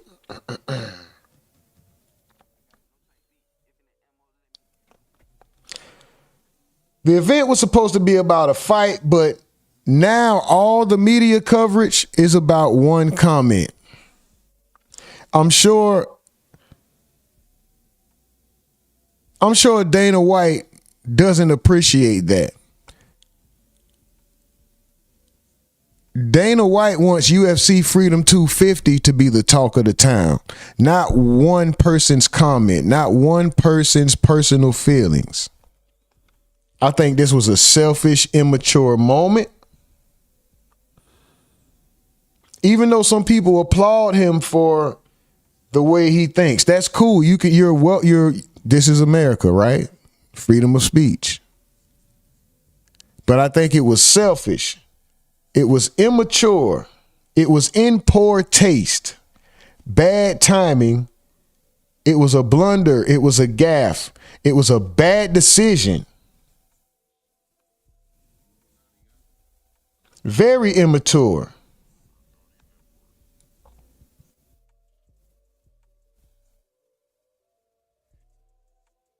But it happened nonetheless. Josh Hokit's name and notoriety, because, you know, with making that comment comes automatic support.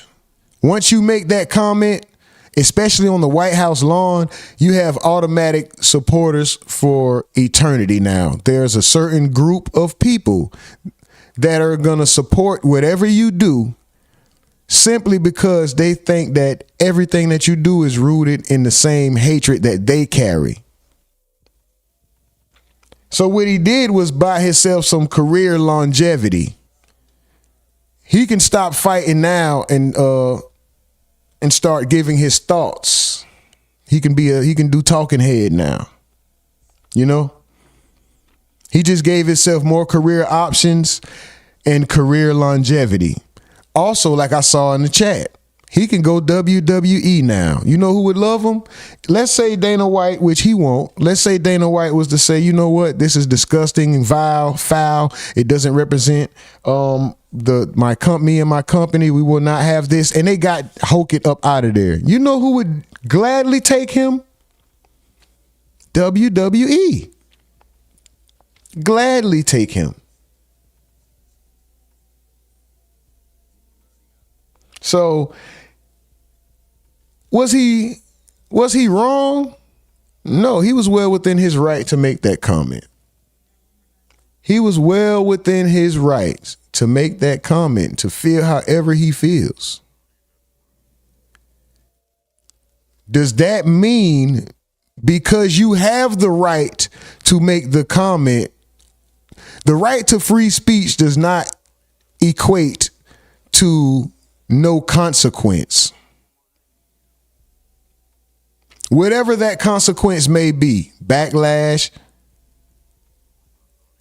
something physical, something positive. Maybe the effect of what you said could be something positive. It may work out in the long run for him. This may work out better for him. Now he has a whole group that's going to support everything he does, regardless.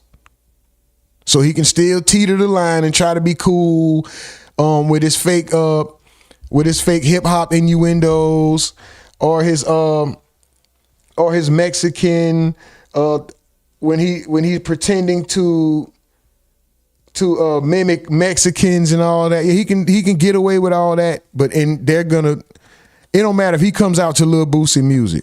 They're gonna feel like he's with us. This is where his heart lies. He has support, and he gave himself career longevity. Michelle Obama's been out the White House for years, bro. Jesus Christ. Leave them people alone. This one statement overshadowed Dana White's entire event. I don't think Dana White is pleased with this, bro. This man can now become a political influencer.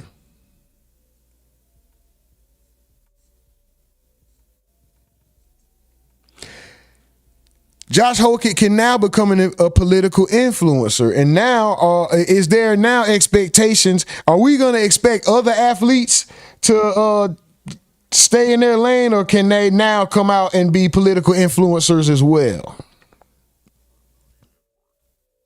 Now, I pose this question. Would we even be talking about Josh Hokit or his fight had he not made that comment?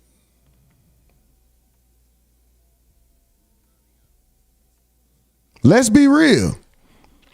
Josh Hokit beat Derek Lewis. Whoop-de-doo. Who would have gave two shits about that fight had he not made that comment on that White House lawn?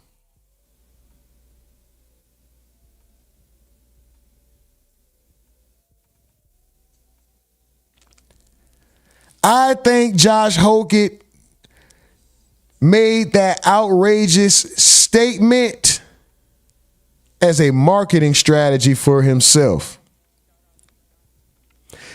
Every fight before him was a knockout.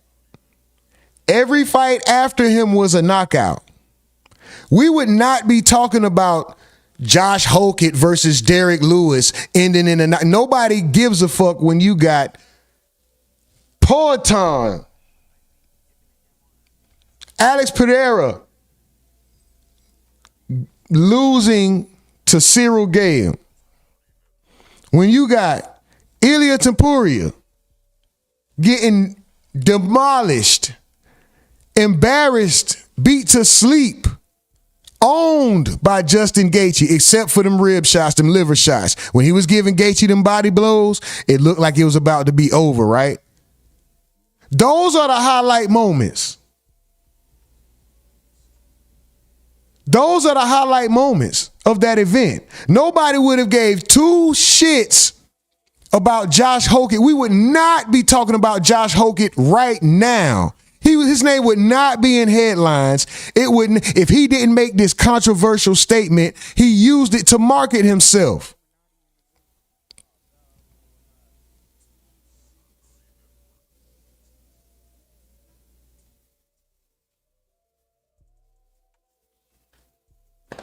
That's it.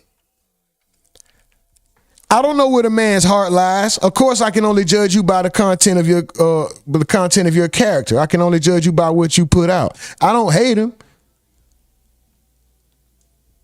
I just know more than likely he's not gonna like me. So there's no use in trying to create a relationship or any understanding with a person who feels like that. Like, only thing we can have is human decency and common respect, because you're gonna continue to try to make that be okay.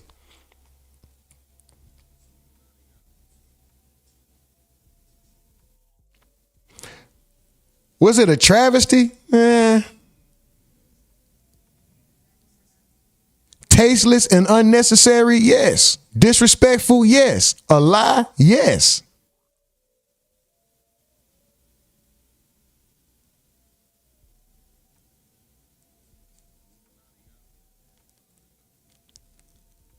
When you're classless and uncivilized, these are the type of acts that are produced publicly. Everybody feels how they feel at home internally. But when you bring this out to the public, it shows your lack of class, lack of discipline, lack of awareness, lack of civility. You're uncivilized.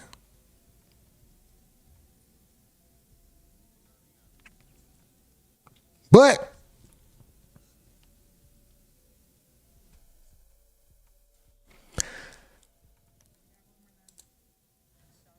now, at this same event, there was alleged T-roar attacks that were supposed to be planned out, according to the FBI, right? Some explosive drones and some other stuff. I don't know how true that is, but let's just talk about it. Mars got green lights, man. Y'all do what y'all want. This breaking news just into the Fox newsroom. The FBI disrupting this alleged plot targeting the UFC Freedom 250 event at the White House. Officials telling Fox a network of nearly 24 potential plotters were identified, with at least 5 people in custody right now. The suspects allegedly traveled to Fredericksburg, Virginia to make final preparations for the attack. And the alleged plan allegedly included explosive-packed drones hitting buildings near the event, forcing a mass evacuation, and then steering crowds, get this, toward a pre-staged sniper team. A second wave was then planned to storm the White House gate. The FBI first learned of the threat on June 10th and worked with law enforcement across multiple states to stop it. FBI Director Kash Patel saying, quote, "We are built to detect, respond to, and bring to justice those who threaten the lives of American citizens, particularly during large gatherings like the historic UFC 250 fight." That's exactly what we did here. Over 4,300 people were in attendance for UFC 250, which included 1,200 service members. Luckily, nobody was harmed during the FBI's takedown. The event went off without a hitch.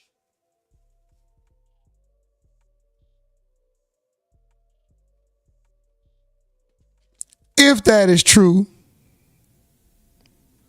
then all praise is due, right? Shout out to y'all, man. Okay. Thank y'all. Thank God. If that's true, if that was about to happen, right?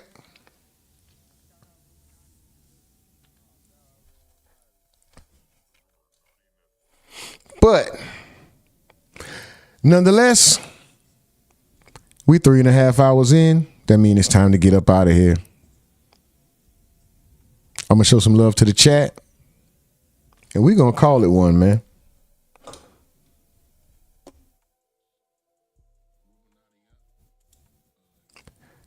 First off, let's show some love to the top 10. Number 1, we got Gregory Bean. Number 2, we have Olivia Marrow. Number 3, we have XZ57. Number 4, we got XO Mills OX. Number 5, we got Mike from DeVille. Number 6, we got Anonymous 1. Number 7, we got Nurse Lady T. Number 8, we got Jennifer Hodge, Jenny from the block. Number 9, we got Geo Roman 7848. And number 10, we got Crazy Crew 1686. And then honorable mention, we got Ryu and Rosa. Shout out to you all. Thank y'all. Thank y'all. Thank y'all. Thank you. Thank you. Thank you. Lambda, lambda, lambda. Lambda, lambda, lambda. Shout out to you all, man. Before we go, before I get to reading these chats and show the chat some love, this amazing yet aggravating. I don't know how we didn't get to 50 likes yet. We need 3 more likes to get to 50. I can't even do it. We did not aggravate the algorithm. I don't know what's going on. How did we not get 3 more likes? I didn't say anything about it. I told y'all I let it go. I didn't put, all right. It's gonna be less and less. Anyway,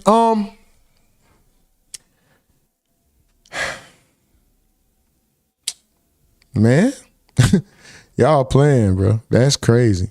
Nonetheless, thank y'all once again. Thank you to everybody who behaved themselves, who presented. I don't mean to say behave. Excuse me. There's no children here. Thank you to everybody who presented themselves in a civilized, dignified, classy manner. Everybody who kept their emotions at bay and who was disciplined enough to not operate out of emotion. We see the digs.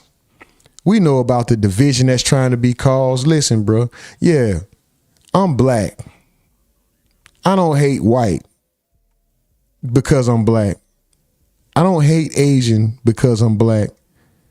I don't hate Latino because I'm black or any other ethnicity. And yeah, and then we can get into, oh, well, I'm not black. I'm African American. I'm foundational. All of that too. Black is the easiest and most common recognized identity for this skin tone. So that's why I use that. Do I understand the negative connotations that come with the word black when it comes to Western society? Yes, but I'm just making it easy for everybody. I'm saying that to say, all of y'all that wake up with hate in your heart, I've been misguided. I have misunderstood. I've had misplaced anger. I know. I understand where you're coming from, but trust me, bro, it's not me personally. It's not anyone in this chat. It may be some of the people that you encounter out in the world, but it's not all of them. There are people of other races that are a problem. But the main problem is within you if you think that all of one race is good or bad. All of one ethnicity is good or bad. You are the main problem. It's not the people. Yeah, there are murderers, sexual violators, thieves, all kinds of things in every race.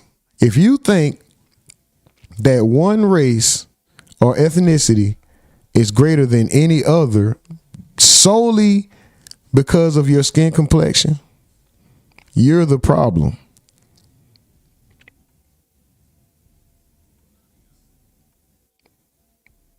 I'm well aware that a genius can share the same skin tone as me,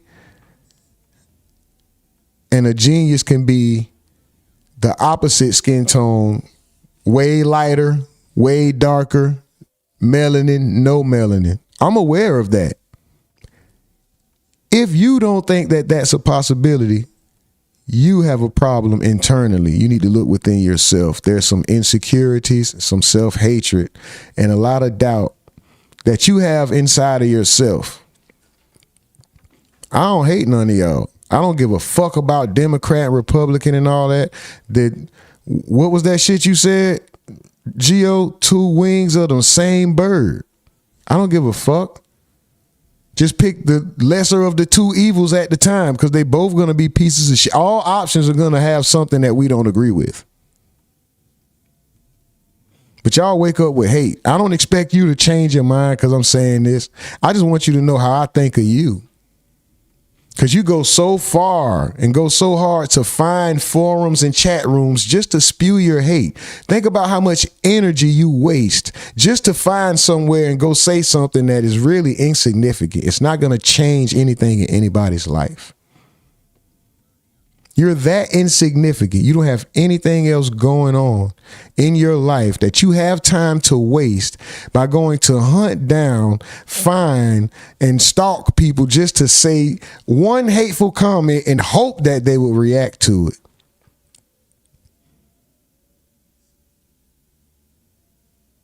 Sucks to be you. Such a minuscule existence. Such a pitiful life to live. Really sucks to be you. Now, let me show some love to the motherfucking chat, man. The real ones, the OGs. Let's go. Mike from the Ville says, loser activity. A house divided cannot stand. Hold up. Wait a minute.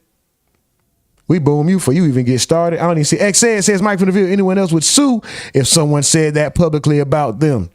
Jennifer Hodge says, that's right. Rumor Anonymous says, pretty sure it's true. You have a small P. Nice. Mike from the Ville says, too many people who got a swirly in school on the internet. They definitely got swirlies, man. XO Mel showing some love. Let's go. Crazy Crew says, all right, bro. Man, shout out to you. Anonymous says, hit that like. Mike from the Ville says, I can't wait for Ish to go back to normal. God damn. XS says, Mike from the Ville, you do know after Joan Rivers said she all of a sudden passed away. All right, she did say the exact same thing. Gregory Bean says, zap! Somebody got their ass up out of there. Jennifer Hodge says, play F Mano. I got to make a whole nother, you know what? I just might play it. I might play it. Bro, this is, the song, it was a joke. It started as a joke, right? But now it seems like it's almost rooted in hatred. I want to at least have some more funny shit or some. I got to find a beat or something, man. Anybody make beats? Is there anybody in the chat that makes beats? I want to try my hand at some shit. Y'all see the F Mano was I'm not going to say a success. It was accomplished, right? I want to make something, I guess, more loving, more inviting. You know what I mean? It was a moment. It came, it went. It's still there, but it's like that's some hate. I don't feel like such a fucking hater and a cornball. But I did it though. I was clout chasing like a bitch. If I'm reaching for the stars, if I'm reaching for the sky, let me grab a star, motherfucker. I tried. Come here. Fuck Mano. I was trying, motherfucker, didn't even look my way. And he said, Mano, did you hear that? Mano, did you hear that? Mano, did you? Huh? Somebody said something? Somebody said something? I was filing my nails and counting money and flicking mosquitoes off my arm in my big backyard. Did somebody say something? Mano, you got a fake chain. I don't hear you, little nigga. Fuck.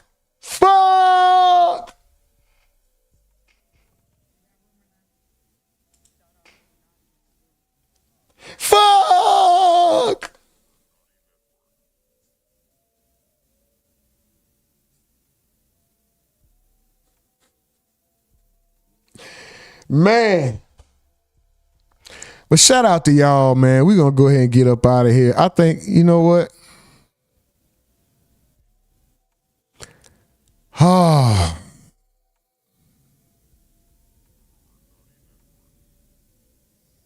I might just play it, bro. This a hating ass song. This is a hater. This was my hater moment. Really, it was my reaching, clout chasing. It didn't work at all. This was such a blown attempt at clout chasing, y'all. I made a video and shit.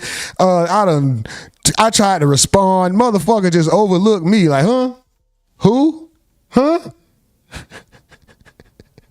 That shit is crazy, bro. I'm talking about I'm gonna play it, bro. I'm gonna play it, bro. It was a hating ass song. That motherfucker got no burn. Boy, it ain't even up on the channel. Boy, I got the song up on the channel unlisted. You'll never find it. You'll never find. Blum, blum, blum, blum, blum. You'll never find it, man. But you can hear it here. Damn, I gotta be a hater after all this. I gotta be a hater. I'm a hater, fuck it. Check this out, guys. I'm gonna go ahead and give the outro, then I'm gonna run the song 2 times. We're gonna get up out of here, man. Listen, I'm gonna jump in Discord. I'm gonna jump in Discord for a little bit after this, man. Got work to do, so won't be there too long. If you guys want to chop it up for a second, you know, we can go ahead and get in Discord. We could do that. As you know, we can leave and come back, stay in there however. It's open 24 hours. Y'all figure that out. But thank y'all. Thank y'all. I appreciate y'all. All right? Like my bro said, I reserve the right to be wrong. That's only room for human error. I will never set you out on purpose. And like I say, I identify as a multimillionaire. In this world of choices, people want to be cats, dogs, men, women, and Crayola crayons, and they weren't born that. And they force us to put respect on their choices and their identities. So put some respect on mine, please, because my choice, I choose, I identify as a multimillionaire. And if they got a bathroom, they got to give us a cash register. Other than that, this is the Rumonati Network. We about to play this Fuck Mano 2 times. We out of here, man. Meet us in Discord. Let's go. Into this game off of rumors. Saying I was a bully was the rumor. Had the super magnum with the rumor. Yeah, nigga. This shit so aggravating. You think we ain't heard them sneak disses, nigga? Rumors.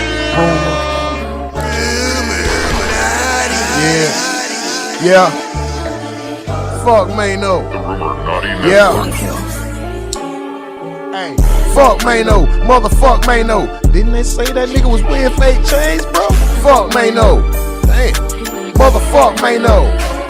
Hey, fuck Mano. Wearing fake chain, no. Career down the drain, no. Motherfuck Mano.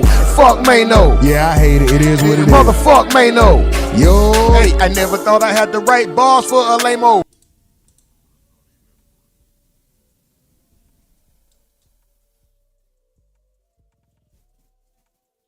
You mentioned rumor in your song, I took that as a sub, and as soon as I got the word, I masked up and went to turn the nightclub to the motherfucking fight club. Damn, Mano, is it a... I came into this game off of rumors. Saying I was a bully was the rumor. Had the super magnum with the rumor. Yeah, nigga, this shit so aggravating. You think we ain't heard them sneak disses, nigga? Rumors.